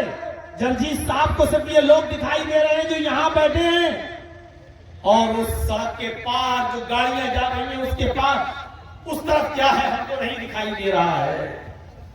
ہم کو صرف آپ کی آواز سنائی دے رہی ہے، لیکن ہمارے پردے کے پیچھے ایک میل کی دوری پر کون رو رہا ہے، کون چیخ رہا ہے، چلا رہا ہے، اس کی آواز ہم تک نہیں آ رہی ہے۔ میرے بھائیوں، ذرا تصور کریے ایک واقعے کی طرف ہم آپ کو لے کے چلتے ہیں۔ اوس ابن صامت ایک صحابی ہیں، اپنی بیوی خولہ بنت ثعلبہ سے زہار کر لیتے ہیں اور غصے کی حالت میں کہہ دیتے ہیں انت علی کظہر امی، تو مجھ پر میری ماں کی پیٹھ کی طرح ہے، حرام ہو چکی ہے۔ گویا کہ اپنی بیوی کو غصے میں کہہ دیا کہ جس طرح میری ماں مجھ پر حرام ہے اسی طریقے سے تو بھی مجھ پر حرام ہے۔ جاؤ، غصے میں کہہ دیا۔ ہوتا ہے غصے میں، اور جن لوگوں کے منہ سے غصے میں طلاقیں نکل جاتی ہیں تو پھر پوچھو کتنے پریشان ہوتے ہیں جب غصہ ٹھنڈا ہوتا ہے ان کا۔ عرب کے اندر یہ دستور تھا کہ اس کی وہی شکل تھی، اس کو بھی شوہر اور بیوی کے درمیان جدائی کا ایک راستہ مانا جاتا تھا کہ تم نے اپنی بیوی کو اپنے اوپر اپنی ماں کی طرح حرام کر لیا ہے، اب جدائی کے علاوہ کوئی راستہ نہیں ہے۔ ابھی کوئی احکام نازل نہیں ہوئے تھے، اللہ کے رسول صلی اللہ علیہ وسلم کے پاس بھی ابھی کوئی راستہ نہیں تھا۔ جب غصہ ٹھنڈا ہوتا ہے تو اوس ابن صامت بہت پریشان ہوتے ہیں، یہ کیا ہوا، اور اپنی بیوی سے کہتے ہیں خولہ بنت ثعلبہ سے کہ میرے منہ سے جو جملے نکلے نہیں نکلنا چاہیے، لیکن اب ہو کیا سکتا ہے، تیر تو کمان سے نکل چکا ہے۔ اوس ابن صامت نے اپنی بیوی خولہ بنت ثعلبہ سے کہا کہ اے خولہ، تم محمد رسول اللہ صلی اللہ علیہ وسلم کے پاس جاؤ اور ان سے گزارش کرو، وہ تمہارے اور میرے درمیان کوئی راستہ نکالیں گے، میرے اور تمہارے درمیان کوئی سبیل نکالیں گے۔ جاؤ، اللہ کے رسول ہیں، ان کے پاس جبریل آتے ہیں، اللہ ان کی سنتا ہے، اس لیے اللہ کے نبی کے پاس جاؤ اور اللہ کے نبی سے راستہ نکالنے کی گزارش کرو۔ حضرت عائشہ بیان کرتی ہیں کہ خولہ بنت ثعلبہ نے جب دروازے کو کھٹکھٹایا، اس وقت میں اپنے حجرے میں تھی، میں نے دروازہ کھولا تو سامنے خولہ کھڑی ہیں، میں نے کہا خولہ، انہوں نے سلام کیا اور اندر آنے کی اجازت طلب کی، میں نے سلام کا جواب دیا، ان کو اندر آنے کی اجازت دی، وہ اللہ کے نبی صلی اللہ علیہ وسلم کے پاس آ کر بیٹھ جاتی ہیں اور اپنا مسئلہ بیان کرتی ہیں، جو بھی ان کے اور ان کے شوہر کے درمیان ہو، وہ اپنی شکایت لے کر اللہ کے نبی کے پاس آتی ہیں اور اللہ کے رسول سے کہتی ہیں کہ میرے شوہر نے مجھے اپنے اوپر اپنی ماں کی طرح حرام کر لیا ہے، کوئی راستہ نکالیے۔ پیار و محبت تو میں اپنے بچوں کو دے سکتی ہوں، لیکن کھلانے پلانے کی ذمہ داری تو باپ کے اوپر عائد ہوتی ہے۔ اللہ کے نبی صلی اللہ علیہ وسلم نے فرمایا کہ خولہ، کوئی راستہ نہیں ہے، جاؤ، اب تم اپنے شوہر سے علیحدگی اختیار کر لو، تم اپنے شوہر کے لیے اب حلال نہیں ہو۔ اس نے پھر کہا، اللہ کے نبی نے پھر منع کیا، اس نے پھر کہا اللہ کے نبی میرے شوہر نے مجھے طلاق نہیں دی، زہار کیا ہے، کوئی تو راستہ ہوگا۔ آپ نے کہا کوئی راستہ نہیں ہے۔ وہ بحث کر رہی ہے، بار بار کہہ رہی ہے، اور اللہ کے نبی بار بار منع کر رہے ہیں کہ تمہارے لیے کوئی راستہ نہیں۔ حضرت عائشہ فرماتی ہیں کہ اللہ کے نبی صلی اللہ علیہ وسلم اور خولہ بنت ثعلبہ دونوں گفتگو کر رہی ہیں۔ حجرہ ہے ہی کتنا بڑا، چھوٹا سا حجرہ، اور اس حجرے کے ایک طرف میں بیٹھی ہوئی ہوں، مشکل سے 2 میٹر 3 میٹر کی دوری پر میں بیٹھی ہوئی ہوں۔ اللہ کے نبی اور خولہ بنت ثعلبہ دونوں گفتگو کر رہی ہیں۔ لم اسمع کلامہما، لیکن ان دونوں کی گفتگو کو میں نہیں سن رہی تھی۔ وہ دونوں کیا باتیں کر رہی ہیں، خولہ کیا باتیں کر رہی ہیں اور اللہ کے نبی کیا جواب دے رہے ہیں، اس گفتگو کو میں نہیں سن رہی تھی۔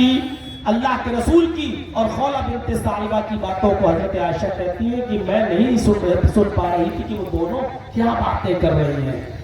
بس یہ جملہ یاد رکھنا، حضرت عائشہ کہہ رہی ہم نہیں، وہ دونوں کیا باتیں کر رہے تھے ہمیں نہیں سنائی دے رہا تھا، مجھے پتا نہیں، جبکہ میں قریب ہی میں تھی، یعنی آہستہ آہستہ گفتگو چل رہی تھی اور ان دونوں کی گفتگو کو میں صحیح سے نہیں سن پا رہی تھی۔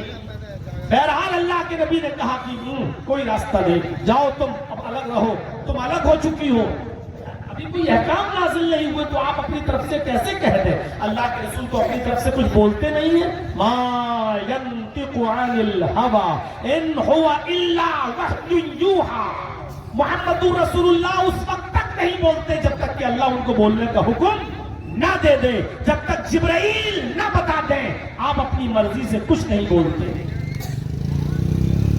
ایسے ہی نہیں اللہ تعالیٰ نے ذمہ داری لی ہے، اور ایسے ہی نہیں بھی مانگے تو حل کہا ہے، ما آتاکم الرسول فخذوہ، تمہیں محمد رسول اللہ جو دے وہ لے لو۔ اتنی بڑی بات اللہ نے کیوں کہی؟ رسول تمہیں جو دے وہ لے لو۔ اللہ یہ بھی تو کہہ سکتا تھا کہ اللہ تمہیں جو دے وہ لے لو، اللہ نے یہ نہیں کہا اللہ تمہیں جو دے وہ لے لو۔ اللہ نے کیا کہا؟ رسول تمہیں جو دے، محمد الرسول اللہ تمہیں من حیث الرسول تمہیں جو دے وہ لے لو، جو بھی تمہیں دے وہ لے لو، جن چیزوں سے روکے رو۔ اللہ کو اتنا بھروسہ کیوں؟ کیونکہ اللہ جانتا ہے کہ میرا رسول اپنی طرف سے کوئی بات دیتا ہی نہیں ہے، کسی کو بولتا ہی نہیں ہے۔ یہ تو آج کل کے ہم جیسے ملا مولوی اپنی طرف سے جو چاہے کہہ جائیں اور کہہ دیں کہ یہ اسلام کا حصہ ہے، اور دین کا نام لے لے کر محترم کروائیں۔ تیجا، 10واں، 20واں، 40واں، قرآن خوانی، یہ سارے کے سارے کام جن کا اسلام سے کوئی تعلق نہیں، مرنے والے کے مرنے کے 3 دن کے بعد بھی کھلاؤ، 10 دن کے بعد بھی لوگوں کو بلا کر کھلاؤ، پھر 20 دن کے بعد بھی 20واں کرو، پھر اس کے مرنے کے 40 دن کے بعد بھی 40واں کرو۔ اب تو برسی بھی ہونے لگی کہ اس کے مرنے کے 1 سال کے بعد پھر برسی کرو، قرآن مرنے کے بعد قرآن پڑھ کے بس۔ ان چیزوں کا کوئی تعلق نہیں ہے اسلام سے، لیکن اسلام کا نام لے لے کر لوگ کروا رہے ہیں اور اسلام سے جوڑ رہے ہیں۔ میرے بھائیوں، ہمارے اور آپ کے کلیجے اور ہمارے اور آپ کے دل دیکھیے کتنے مضبوط ہو چکے ہیں کہ اتنا بڑا دین کا نام لے کر ہم یہ سب کام کروا رہے ہیں، جبکہ محمد رسول اللہ اپنی طرف سے کچھ نہیں بولتے۔ اور ایک جگہ تو اللہ نے اتنی بڑی گارنٹی دی ہے کہ میرا نبی اپنی طرف سے کچھ نہیں بولتا۔ اے دنیا والو، اگر محمد الرسول اللہ نے بھی اپنی طرف سے کچھ کہہ دیا، وَلَوْ تَقَوَّلَ عَلَيْنَا بَعْضَ الْأَقَاوِيلِ لَأَخَذْنَاهُ بِالْيَمِينِ، اگر محمد رسول اللہ صلی اللہ علیہ وسلم نے، میرے نبی نے اپنی طرف سے تمہیں کچھ دے دیا، میری پرمیشن کے بغیر، میری اجازت کے بغیر، میرے حکم کے بغیر، اگر اپنی طرف سے زبان کھول دی اور اپنی طرف سے کچھ کہہ دیا، لَأَخَذْنَاهُ بِالْيَمِينِ، تو ہم اس کا بھی داہنا ہاتھ پکڑ لیں گے، تو ہم اس کا بھی दाहिना हाथ पकड़ लेंगे, ثم لقطعنا منه الوتين, फिर हम उस नबी की उस रसूल की भी गर्दन काट डालेंगे, हम उस नबी की भी गर्दन को, उसकी शहरत को, रगे दिल को काट डालेंगे। फमा मिनकुम मिन अहदिन अन्हु हाजिजीन, फिर हमको ऐसा करने से तुम में से कौन है जो रोक सके? तुम में कौन इतना ताकत रखता है जो मुझे ऐसा करने से, यानी मोहम्मद की गर्दन काटने से हमें रोक सके? गौर करो, अल्लाह इतनी बड़ी गारंटी दे रहा है कि मेरा नबी अपनी तरफ से कुछ देता ही नहीं है। अगर अपनी तरफ से देगा तो हम उसका भी दाहिना हाथ पकड़ लेंगे और उसकी भी रगे दिल काट डालेंगे। हमारा नबी अपनी तरफ से कुछ दे तो अल्लाह उसको भी न छोड़े। हम जैसे मुल्ला मौलवियों का क्या होगा जो दीन है ही नहीं, वो दीन का नाम और लेबल लगा लगा के लोगों को दे रहे हैं। मेरे भाइयों, एक मर्तबा बीवियों की बात मानकर अल्लाह के रसूल ने सबके सामने कह दिया, आज के बाद मैं शहद नहीं पीऊंगा। जब सारी बीवियों ने कहा कि आपके मुंह से मगाफिर की बू आ रही है, मगाफिर की बू आ रही है, जिसके पास जा रहे थे आपके मुंह से बू, सारी बीवियों ने सलाह कर ली थी कि जिसके पास अल्लाह के नबी आए वो यही कहना, आपके मुंह से बू आ रही है, आपके मुंह से बू आ रही है मगाफिर की। तो सारी बीवियों ने जब यही कहा तो अल्लाह के नबी ने कहा, अच्छा ठीक है, आज के बाद मैं शहद को हाथ नहीं लगाऊंगा, शहद हराम है मेरे ऊपर, नहीं पीऊंगा। आपने सिर्फ अपनी जबान से इतना कह दिया, आज के बाद शहद मुझ पर हराम, मैं नहीं पीऊंगा। फौरन अल्लाह ने जिब्राइल को भेज दिया कुरान की ये आयत लेकर, या अय्युहन नबी लिमा तुहर्रिमु मा अहल्लल्लाहु लक। आए नबी, आप कौन होते हैं, आपको क्या इख्तियार है उस चीज को हराम करने का जिसको अल्लाह ने हलाल किया है आपके लिए? मेरे भाइयों, अंदाजा लगाओ, अल्लाह के नबी ने अपनी तरफ से कह दिया, आज के बाद शहद नहीं पीऊंगा, हराम है मुझ पर, नहीं पीऊंगा। अल्लाह ताला ने कहा, आप कौन होते हैं किसी चीज को जो हलाल की हो अल्लाह ने आपके लिए और आप उसको अपने लिए हराम कर रहे हैं? आपको ये इख्तियार किसने दे दिया? जरा गौर करो मेरे प्यारे साथियों, अल्लाह के नबी ने जिस चीज को अपने ऊपर हराम किया, अल्लाह ने डांट दिया कि आप कौन होते हैं। नहीं, सिर्फ अपनी बीवियों को खुश करने के लिए आप ये जुमले बोल रहे हैं? आप ऐसा नहीं कर सकते हैं। किसी चीज के हलाल को हराम और हराम को हलाल करने का इख्तियार तो अल्लाह ने मोहम्मद रसूलुल्लाह को भी नहीं दिया, तो आज हमारे और हम जैसे मुल्ला मौलवियों को ये इख्तियार, ये पावर किसने दे दिया? तो मेरे भाइयों, बात थोड़ी सी मैं आगे कर रहा हूं कि अल्लाह के नबी सल्लल्लाहु अलैहि वसल्लम ने कहा कि जाओ, कोई रास्ता नहीं। खौला बिन्त सालबा वहां से निकली। हाफिज इब्न कसीर ने तफसीर इब्न कसीर के अंदर नकल किया है, जैसी खौला बिन्त सालबा हुजरे आयशा से निकली, सीधे मस्जिद नबी में दाखिल हो गई।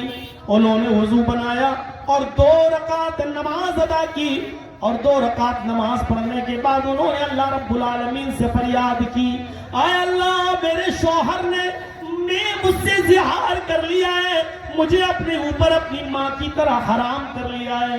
आय अल्लाह, मेरे और मेरे शौहर के दरमियान कोई रास्ता निकाल। हाफिज इब्न कसीर नकल करते हैं, उस औरत ने दुआ में ये भी कहा कि आय अल्लाह, तेरे नबी की चौखट बंद हो गई, तेरे नबी का दरवाजा बंद हो गया। जब सारी जगहों से मैं ना उम्मीद हो चुकी हूँ, तो अब तेरी चौखट की उम्मीद है। इलाहुल आलमीन, तेरी चौखट वो चौखट है जहाँ से कोई निराश नहीं होता है, जहाँ से कोई मायूस नहीं होता है। आय अल्लाह, मेरे और मेरे शौहर के दरमियान कोई रास्ता निकाल। उसने ये दुआ की, अभी वो दुआ कर ही रही थी, जुमले खत्म भी नहीं करने पाई थी कि अल्लाह ताला ने जिब्राइल अमीन को भेज दिया। जिब्राइल मोहम्मद रसूलुल्लाह के पास आते हैं और कुरान की आयतें लेकर नाजिल होते हैं। क़द समिअ अल्लाहु क़ौलल्लती तुजादिलुका फ़ी ज़ौजिहा व तश्तकी इलल्लाह वल्लाहु यस्मउ तहाबुरकुमा इन्नल्लाहा समीउम बसीर। क़द समिअ अल्लाहु क़ौलल्लती तुजादिलुका, अल्लाह ने उस औरत की गुफ्तगू को सुन लिया जो आपसे अपने शौहर के बारे में बहस कर रही थी। پتہ یہ چلا کہ خولہ بنت سالمہ نے ایک بار نہیں کہا تھا اللہ کے رسول سے کہ اللہ کے رسول ہمارے شوہر کے درمیان کوئی راستہ نکالیے، بلکہ بات اتنی آگے بڑھ چکی تھی جو بحث تک پہنچ چکی تھی. نہیں، آپ کو راستہ نکالنا ہوگا. آپ نے کہا کوئی راستہ نہیں، آپ نہیں نکالیں گے تو میں کہا اے اللہ کے نبی آپ کے پاس جبرائیل آتے ہیں، آپ اللہ سے. ساری باتیں ہوئی، لیکن جب آپ نے بالکل کلیئر منع کر دیا تب وہ گئی اور نماز ادا کری اور اللہ کو پکارا. اللہ کے نبی کو پتہ ہی نہیں کہ وہ مسجد میں ہے، مسجد نبی میں دعا کر رہی ہے. نبی کو معلوم ہی نہیں، نبی کا دروازہ بند ہے لیکن وہ اللہ کو پکار رہی ہے. یہاں جبرائیل بتلا رہے ہیں. اللہ نے اس عورت کی گفتگو کو سن لیا جو اپنے شوہر کے بارے میں آپ سے بحث کر رہی تھی، وَتَشْتَكِي إِلَى اللَّهِ، اور اللہ سے بھی شکایت کر رہی، اللہ سے بھی فریاد کر رہی، اللہ کو بھی پکار رہی، اللہ سے بھی مدد مانگ رہی ہے. آگے والا جملہ سنو، وَاللَّهُ يَسْمَعُ تَحَاوُرَكُمَا، اللہ تم دونوں کی گفتگو کو سن رہا تھا. اے محمد صلی اللہ علیہ وسلم، اللہ آپ کی اور آپ خولہ بنت ثعلبہ کی گفتگو کو سن رہا تھا. اللہ کہہ رہا میں سن رہا تھا. حضرت عائشہ کہہ رہی لم اسمع کلامہما، ان دونوں کی گفتگو مجھے نہیں سنائی دے رہی تھی. اتنی دھیرے دھیرے باتیں کر رہے تھے کہ ان کی آواز مجھ تک نہیں آ رہی تھی. 5 قدم 10 قدم کے فاصلے پر حضرت عائشہ گفتگو نہیں سن رہی. اللہ عرش پر مستوی اور عرش پر ہو کر ان کی گفتگو کو سن رہا تھا. عرش بھی کوئی معمولی چیز نہیں ہے اور یہ بغل میں نہیں لگا ہوا ہے.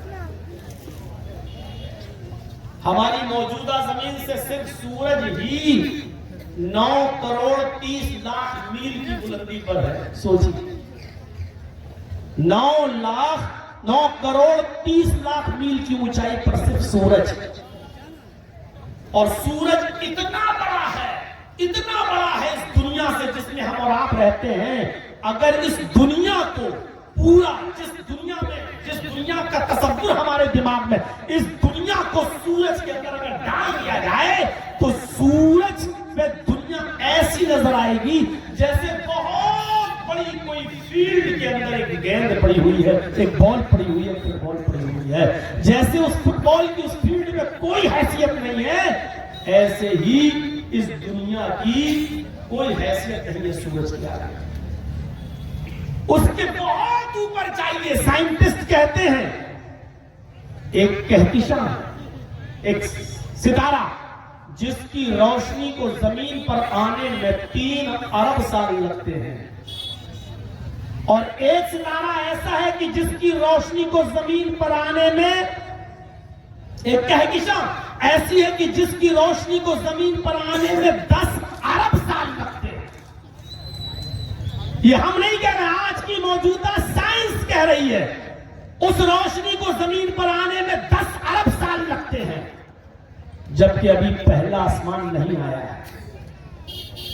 اس ستارے کی روشنی کو زمین پر آنے میں 10 ارب سال، اور 10 ارب سال وہ بھی کب لگتے ہیں؟ اس کی روشنی کتنی ہارڈ اور کتنی اسپیڈ سے ہے اس کی روشنی کی رفتار میں آپ کو نہیں معلوم. 1 سیکنڈ میں 3 لاکھ میل کی رفتار طے کرتی ہے. 1 سیکنڈ میں 3 لاکھ میل. ہم گھنٹے کی بات نہیں کر رہے ہیں، منٹ کی بات اور گھنٹے کی بات نہیں کر رہے. 1 سیکنڈ میں آپ چھپکو کھول لو، 1 سیکنڈ ہو گیا. 1 سیکنڈ میں وہ روشنی کتنی رفتار طے کرتی ہے کہکشاں کی؟ 3 لاکھ میل. تب اس روشنی کو زمین پر آنے میں کتنا سال لگتا ہے؟ 10 ارب سال. سائنٹسٹ کہتے ہیں کچھ کہکشائیں اتنی بلند ہیں کہ ان کی روشنی کو آسمان سے چلے ہوئے 20 ارب سال کا زمانہ گزر چکا ہے، لیکن ابھی تک ان سیاروں کی روشنی زمین پر نہیں آئی ہے. یعنی کچھ سیارے، کچھ کہکشائیں اتنی اونچائی پر ہیں کہ ان کی روشنی کو آسمان پر سے چلے ہوئے 20 अरब साल गुजर चुके हैं, लेकिन अभी तक उनकी रोशनी जमीन पर नहीं पहुंची है। अभी पहला आसमान नहीं आया है, इसके बहुत ऊपर पहला आसमान, फिर दूसरा, फिर पहले आसमान के और दूसरे आसमान के दरमियान की दूरी 500 साल, फिर दूसरे आसमान से तीसरा आसमान, फिर उसकी दूरी दूसरे आसमान से तीसरे आसमान तक जाने के लिए 500 साल, फिर तीसरे आसमान से चौथे आसमान यहां तक पहुंचने के लिए 500 साल, फिर चौथे आसमान से पांचवा, पांचवें से छठा, फिर दूरी वही 500 साल, और एक आसमान की इस कोने से लेके ये आसमान है, ये आसमान, ये उसकी सकाफत है, मोटाई है, यहां से लेकर इस आसमान के इस छोर तक आने के लिए फिर 500 साल, फिर इस आसमान से दूसरे आसमान तक जाने के लिए 500 साल, फिर उस आसमान की किनारे से आखिरी किनारे तक जाने की फिर 500 साल। मेरे भाइयों, छोड़ते जाओ और पहुंच जाओ 7वें आसमान पर। फिर उसके बाद एक समंदर, अल्लाह का अर्श पहले समंदर पे था, समंदर, और फिर उसके ऊपर अल्लाह तबारक व तआला का अर्श, फिर समंदर को पार करने की मसाफत, फिर अल्लाह के अर्श तक। गौर करो, इतनी बुलंदी पर, इतनी ऊंचाई पर, इतनी बुलंदी पर होने के बाद वो क्या कह रहा है? वल्लाहु यस्मउ तहावुरकुमा, अल्लाह तुम दोनों की गुफ्तगू को सुन रहा था। हजरत आयशा बगल में बैठी है, लमस्मा कलामहुमा, कहती हैं हम उन दोनों के कलाम को, उन दोनों की गुफ्तगू को नहीं सुन पा रहे थे। किस वसीले की जरूरत है अल्लाह को? इतनी ऊंचाई से जब इन दोनों की गुफ्तगू को सुन रहा है तो फिर क्या चाहिए? कौन है जो हमारी दुआओं को अल्लाह तक ले जाए? कौन ऐसी हस्ती है जो इतनी बुलंदियों पर को परवास करे और हमारी दुआओं को अल्लाह तक ले जाए? मेरे प्यारे साथियों, अल्लाह को किसी वसीले की और किसी सहारे की जरूरत नहीं है सुनने के लिए। वल्लाहु यस्मउ तहावुरकुमा, अल्लाह तुम दोनों की गुफ्तगू को सुन रहा था। इसलिए ला इलाहा इल्लल्लाह के मफहूम में यह भी दाखिल है कि हम जो भी मांगे उससे मांगे, जो मुतालबा, जो भी कहें अल्लाह से। गौर करो कि एक शख्स आता है अल्लाह के नबी के पास, कहता कि मैं बदवी हूँ, एराबी हूँ, देहाती हूँ, दूर का सफर करना है, अगर शाम तक घर नहीं पहुंचा तो जंगल के खतरनाक जानवर हमको खा जाएंगे, हम पर हमला कर देंगे। ऐ अल्लाह के नबी, मुझे नसीहत कर दीजिए। क्या नसीहत कर रहे हैं? मुझे जरा जल्दी जाना है। अल्लाह के नबी सल्लल्लाहु अलैहि वसल्लम ने उसका हाथ पकड़ा, अपने घर की चौखट के बाहर तक उसको लाए, और लाने के बाद जब वो जाने लगा तो आपने उसको एक ही नसीहत की। आपने फरमाया 1.5 घंटे की, 1 घंटे की तकरीर नहीं, 2 घंटे का जलसा नहीं, पूरी रात की कॉन्फ्रेंस नहीं, आपने सिर्फ एक नसीहत की कि आए मुसाफिर जाने वाले जा, और एक नसीहत याद रखना, इज़ा सअल्ता फस्अलिल्लाह व इज़ा इस्तअनता फस्तईन बिल्लाह। जब भी सवाल करने की जरूरत पड़ जाए तो एक अल्लाह से सवाल करना, और जब मदद तलब करने की जरूरत पड़ जाए तो बस अल्लाह से मदद तलब करना। मेरे प्यारे साथियों, नसीहत कर दी, यही है ला इलाहा इल्लल्लाह का माना, और यही है ला इलाहा इल्लल्लाह का मफ़हूम।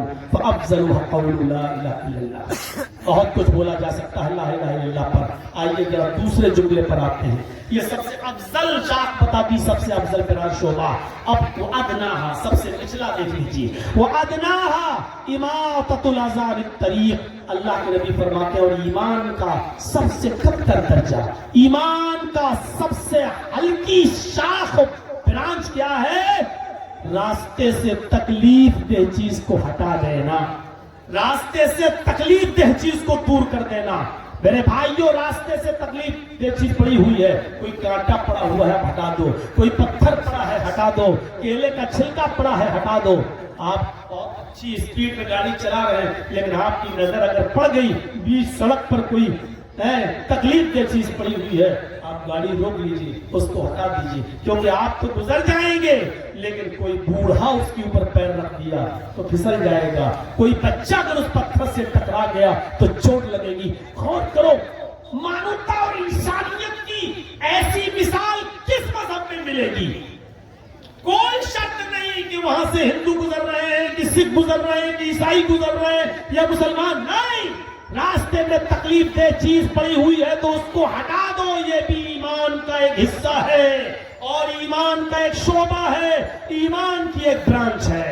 یاد رکھیے گا، جس طرح راستے سے تکلیف دہ چیز کو ہٹا دینا ثواب ہے، اسی طریقے سے جان بوجھ کر راستے میں تکلیف دہ چیز کو ڈالنا یہ گناہ ہے۔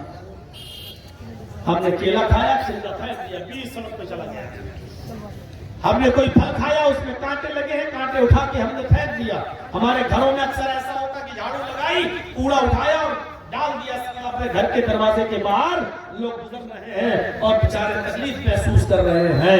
یہ ساری کی ساری چیزیں تکلیف دینے کے معنی میں آتی ہیں۔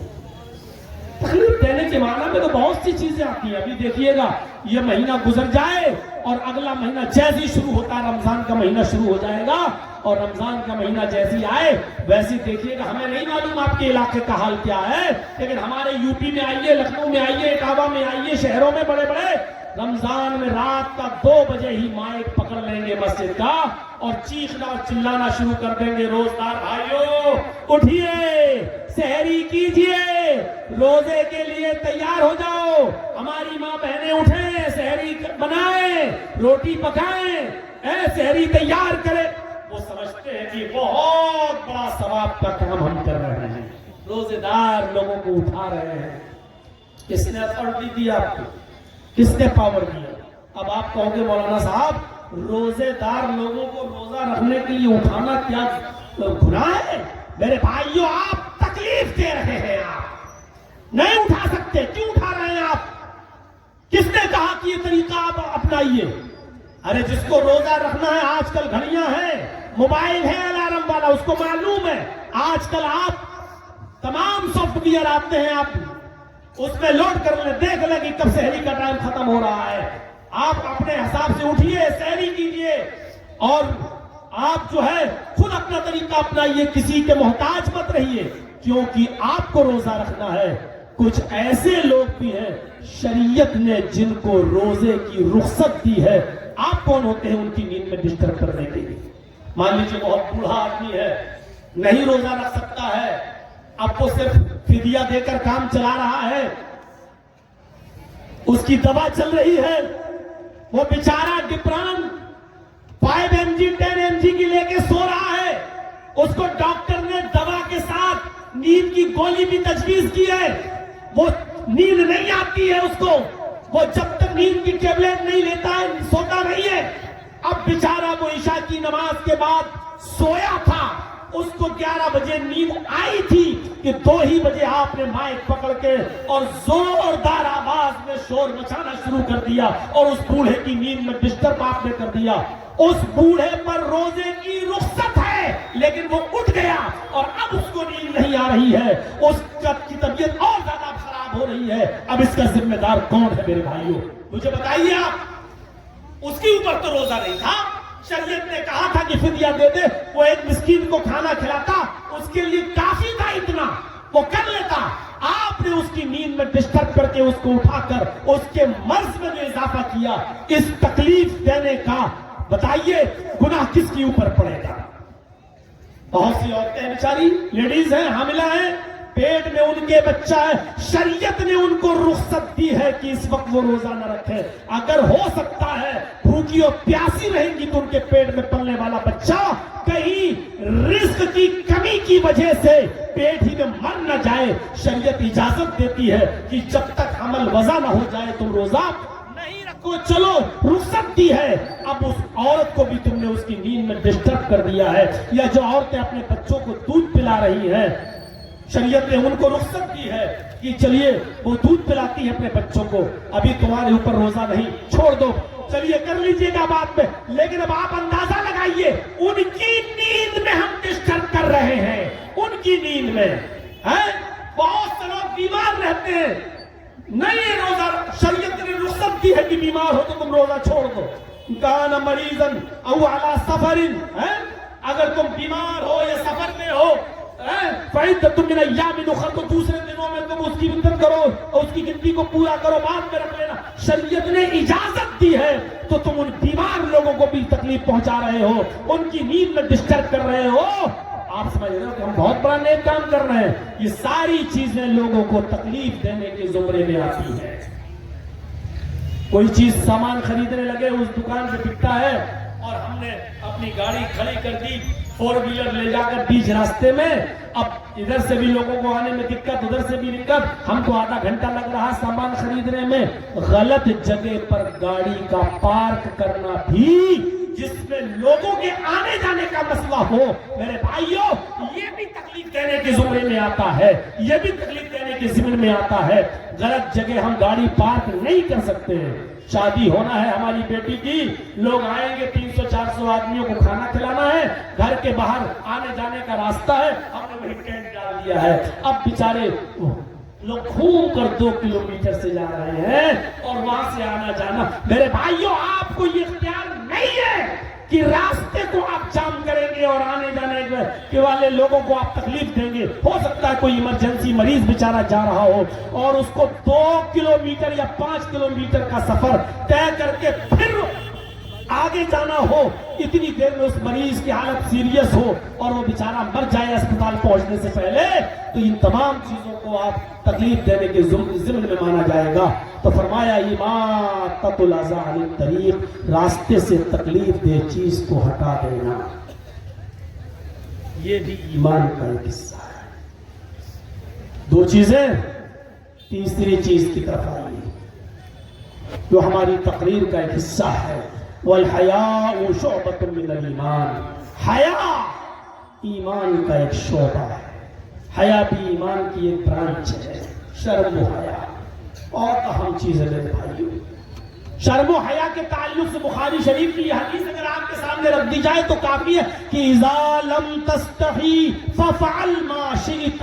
اللہ کے نبی صلی اللہ علیہ وسلم نے بہت چھوٹا سا جملہ کہا اور اس جملے میں سب کچھ چھپا ہوا ہے. آپ نے فرمایا اگر تیرے اندر شرم و حیا نہ رہی, شرم و حیا نکال لی جائے, اذا لم تستحی, اگر تیرے اندر سے حیا اٹھا لی جائے, اگر حیا نہیں رہے, شرم نکال دی جائے, ففعل ما شئت, تو پھر تو کر جو کچھ کرنا چاہے, تیرا دل جو کرنا چاہے وہ تو کر.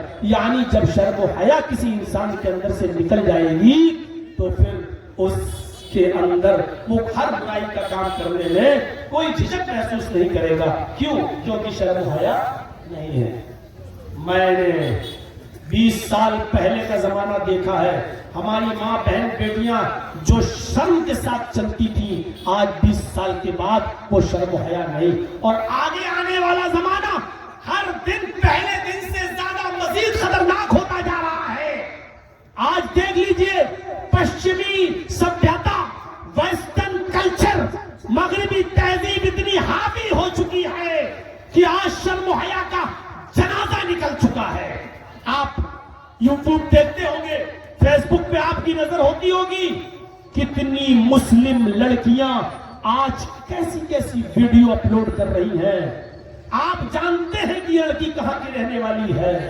میں جس شہر لکھنؤ سے وابستہ ہوں, اس وقت میں جانتا ہوں میرے بھائیوں, انسٹاگرام پر لکھنؤ کی ایسی ویسی نہیں, بڑے بڑے حاجی اور بڑے بڑے تہجد گزار اور بڑے بڑے مولویوں کی لڑکیاں انسٹاگرام پر کس کس طریقے کی ویڈیوز بنا رہی ہیں.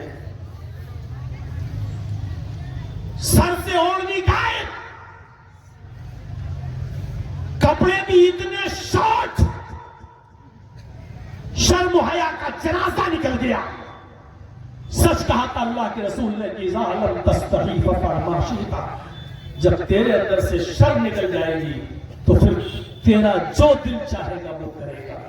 جب شرم ہی نہیں رہی تو اب کیا روک لوگے؟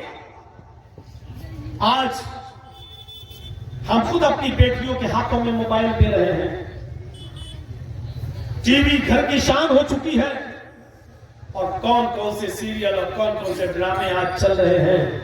اور افسوس یہ ہے کہ باپ بھی وہی بیٹھا ہے, بیٹی بھی بیٹھی ہوئی ہے, اور اس منظر کو دیکھ شرم و حیا نکل چکی ہے.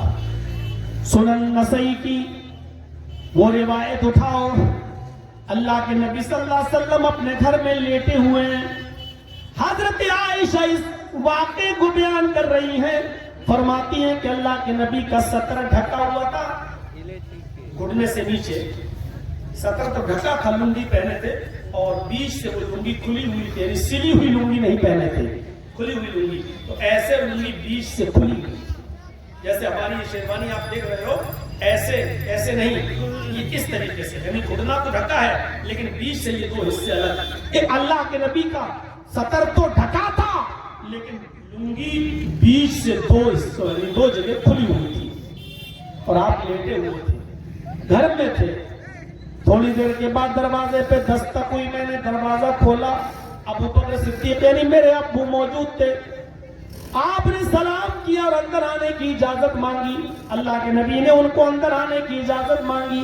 اما عائشہ کہتی ہیں کہ اللہ کے نبی ایسے ہی لیٹے رہے، لنگی گھٹنوں سے نیچے رہی اور ستر بیچ سے کھلا رہا۔ آپ تھوڑی دیر گفتگو میں لگے رہے ابو بکر سے، تھوڑی دیر کے بعد دروازے پہ دستک ہوئی، پھر دوبارہ دروازہ کھولا تو آپ سامنے عمر فاروق رضی اللہ تعالیٰ عنہ، انہوں نے سلام کیا اور اندر آنے کی اجازت مانگی، اللہ کے نبی نے اجازت دی، وہ بھی اللہ کے نبی کے پاس بیٹھ گئے۔ امی عائشہ کہتی ہے اللہ کے رسول لیٹے رہے، اٹھ کے نہیں بیٹھے، آپ کی لنگی نیچے رہی اور بیچ سے جو کھلا کا حصہ وہ کھلا رہا، یعنی ستر تو ڈھکا تھا، لنگی کھلی، دو حصوں۔ تھوڑی دیر کے بعد پھر دروازے پہ دستک ہوئی، پھر دروازہ کھولا گیا تو عثمان غنی رضی اللہ تعالیٰ عنہ ہے، کہا گیا اے اللہ کے نبی عثمان ہے، سلام کر رہے ہیں اور اندر آنے کی اجازت مانگ رہے ہیں۔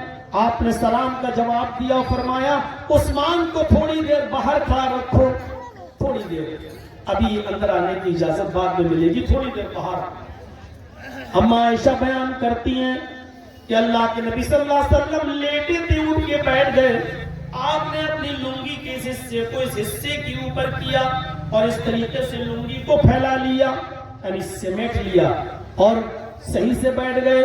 پھر آپ نے حضرت عثمان کو اندر آنے کی اجازت دی، حضرت عثمان اندر آئے، تینوں لوگوں نے گفتگو کی اور گھر سے چلے گئے۔ جب یہ تینوں گھر سے چلے گئے تو اما عائشہ کہتی ہے میں نے پوچھا اے اللہ کے رسول آج میں نے ایک عجیب منظر دیکھا ہے، میرے ابو آئے، آپ لیٹے تھے اور لنگی گھٹنے سے نیچے تھی لیکن کھلی ہوئی تھی،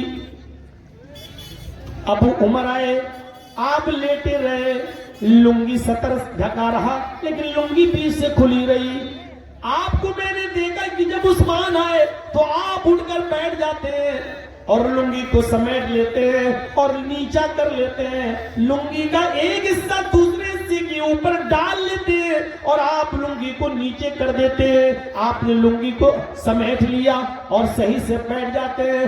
آپ نے ایسا کیوں کیا اور ایسا عثمان کے آنے پر کیوں کیا؟ میرے ابو اور عمر فاروق بھی تو آئے تھے۔ اللہ کے نبی صلی اللہ علیہ وسلم نے فرمایا عائشہ تمہیں عثمان کے بارے میں نہیں معلوم؟ اے عائشہ عثمان وہ ہستی ہے، عثمان وہ شخصیت ہے، میں عثمان سے کیوں حیا نہ کروں، میں عثمان کو دیکھ کر کیوں شرم نہ کروں، میں عثمان کو دیکھ کر کیوں حیا نہ کروں۔ عثمان وہ شخصیت ہے جس سے آسمان کے فرشتے بھی حیا کرتے ہیں، آسمان کے فرشتے بھی عثمان سے شرماتے ہیں، آسمان کے فرشتے بھی عثمان سے حیا کرتے ہیں، تو پھر میں عثمان سے کیوں حیا نہ کروں؟ میرے بھائیوں حیا مردوں کی بھی شان ہے، صرف عورتوں کی شان نہیں، حیا مرد کو بھی ہے۔ حضرت عائشہ کہتی ہے کنواری لڑکی میں اتنی شرم و حیا نہیں ہوتی، کنواری لڑکی جس کی شادی نہ ہوئی ہو، کنواری لڑکی جتنی شرمیلی ہوتی ہے اور جتنی حیا اس میں ہوتی ہے اس سے بھی کہیں زیادہ شرمیلے اور کہیں زیادہ باحیا تھے جناب محمد رسول اللہ صلی اللہ علیہ وسلم۔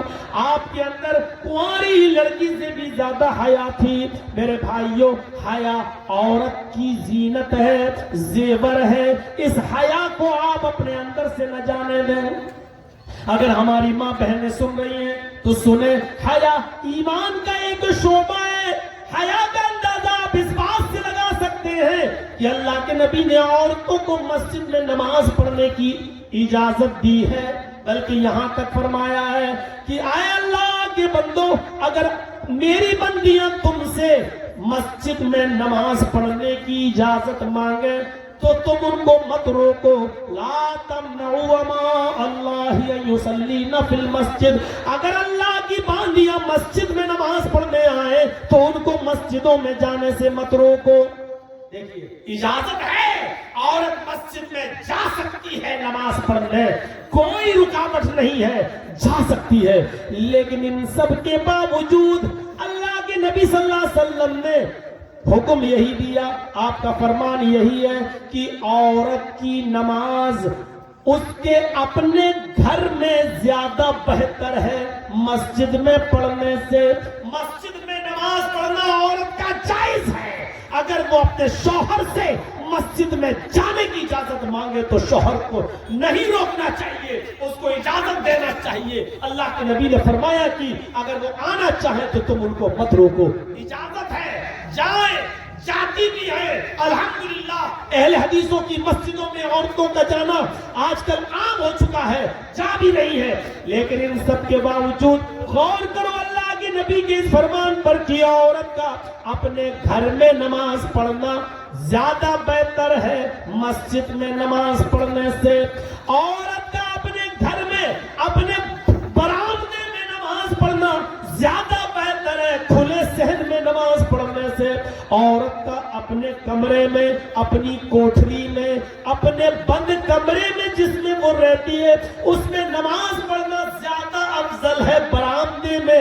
گھر کے باہر نماز، گھر کے اندر جو برآمدہ ہوتا ہے اس برآمدے میں نماز پڑھنے سے، یعنی عورت جتنا اندر نماز پڑھے گی اور جتنا مردوں سے دور رہے گی اتنا زیادہ بہتر ہے، اتنا زیادہ افضل ہے.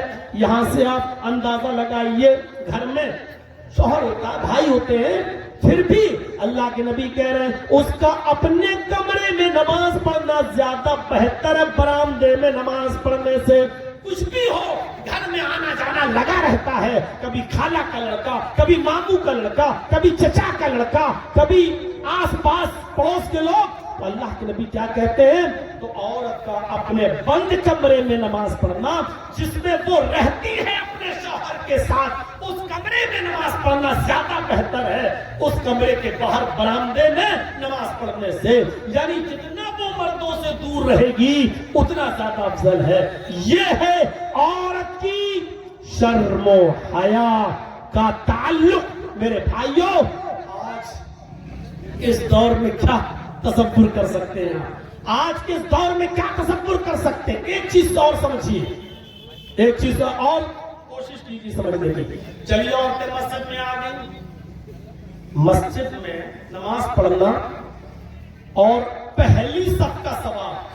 اللہ کے نبی فرماتے ہیں کہ اگر تمہیں یہ پتا چل جائے کہ پہلی صف میں نماز پڑھنے کا ثواب کتنا زیادہ ہے، پہلی صف میں نماز پڑھنے کا ثواب کتنا زیادہ ہے، تو لوگ پہلی صف کے لیے لڑنا شروع کر دیں گے، جھگڑا کرنا شروع کر دیں گے، قرآن اندازی کی نوبت آ جائے گی، پرچیاں پھینکی جائیں گی، جس کا نام نکلے گا اس کو آگے. یعنی اپنے آگے آنے کے لیے لوگ لڑیں گے.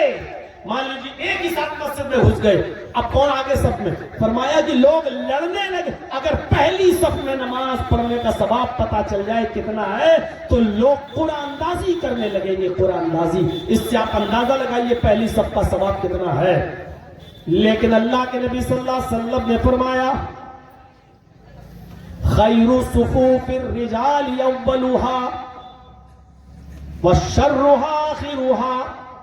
مردوں کی پہلی صف سب سے افضل ہے اور آخری صف، مردوں کی آخری صف ثواب اور برکت اور خیر کے اعتبار سے سب سے بری صف ہے.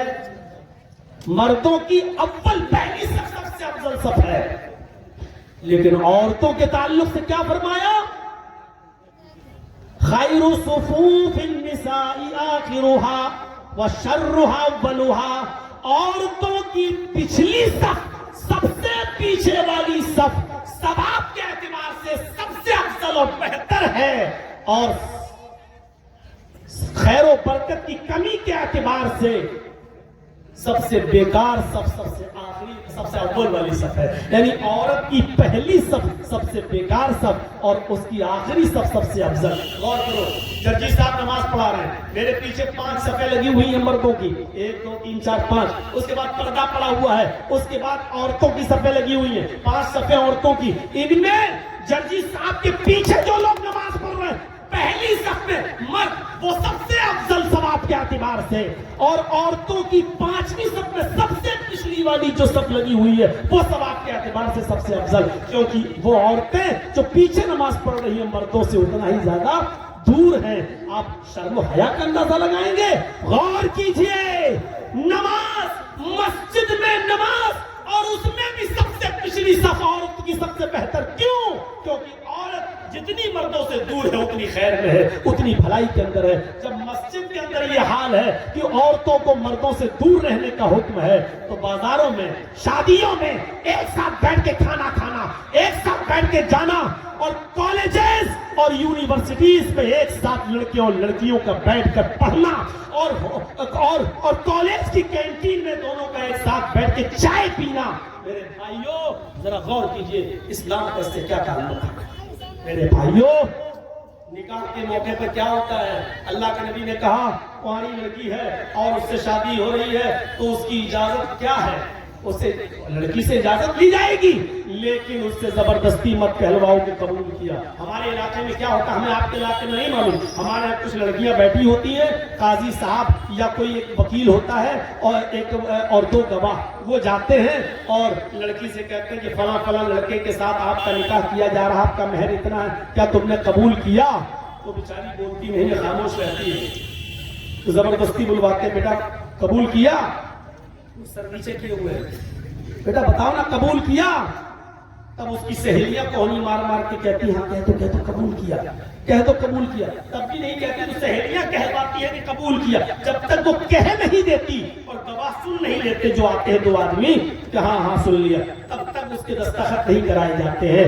یہ سراسر شرعی تعلیم کے خلاف ہے۔ عورت کی شرم و حیا کا اتنا خیال رکھا ہے محمد رسول اللہ صلی اللہ علیہ وسلم نے، فرمایا کہ اس سے ایک بار پوچھ لو، اس نے سن لیا اور خاموش رہ گئی تو اس کی خاموشی کو ہی اس کی اجازت مان لو، اذنھا سماعتھا، اس کی خاموشی ہی اس کی اجازت ہے، مت کہلواؤ اس کے منہ سے کہ کہو کہ ہاں میں نے قبول کیا۔ تو میرے پیارے ساتھیوں، ہمیں اور آپ کو سوچنا چاہیے، جہاں عورت کی خاموشی کو اس کی اجازت مان لیا، اس سے کچھ کہلوایا بھی نہیں جا رہا کہ مت، کوئی ضرورت نہیں تمہیں کہنے کی، خاموشی کو اجازت مان لو۔ اتنی شرم و حیا کا خیال رکھا، آج تو موبائلوں پہ لگی ہوئی ہے، گفتگو لگے 1 گھنٹہ 2 گھنٹہ پوری رات باتیں چل رہی ہے واٹس ایپ پر، فیس بک پر۔ اللہ رب العالمین ہمارے اور آپ کے سب اس معاشرے کے اندر شرم و حیا پیدا فرما دے۔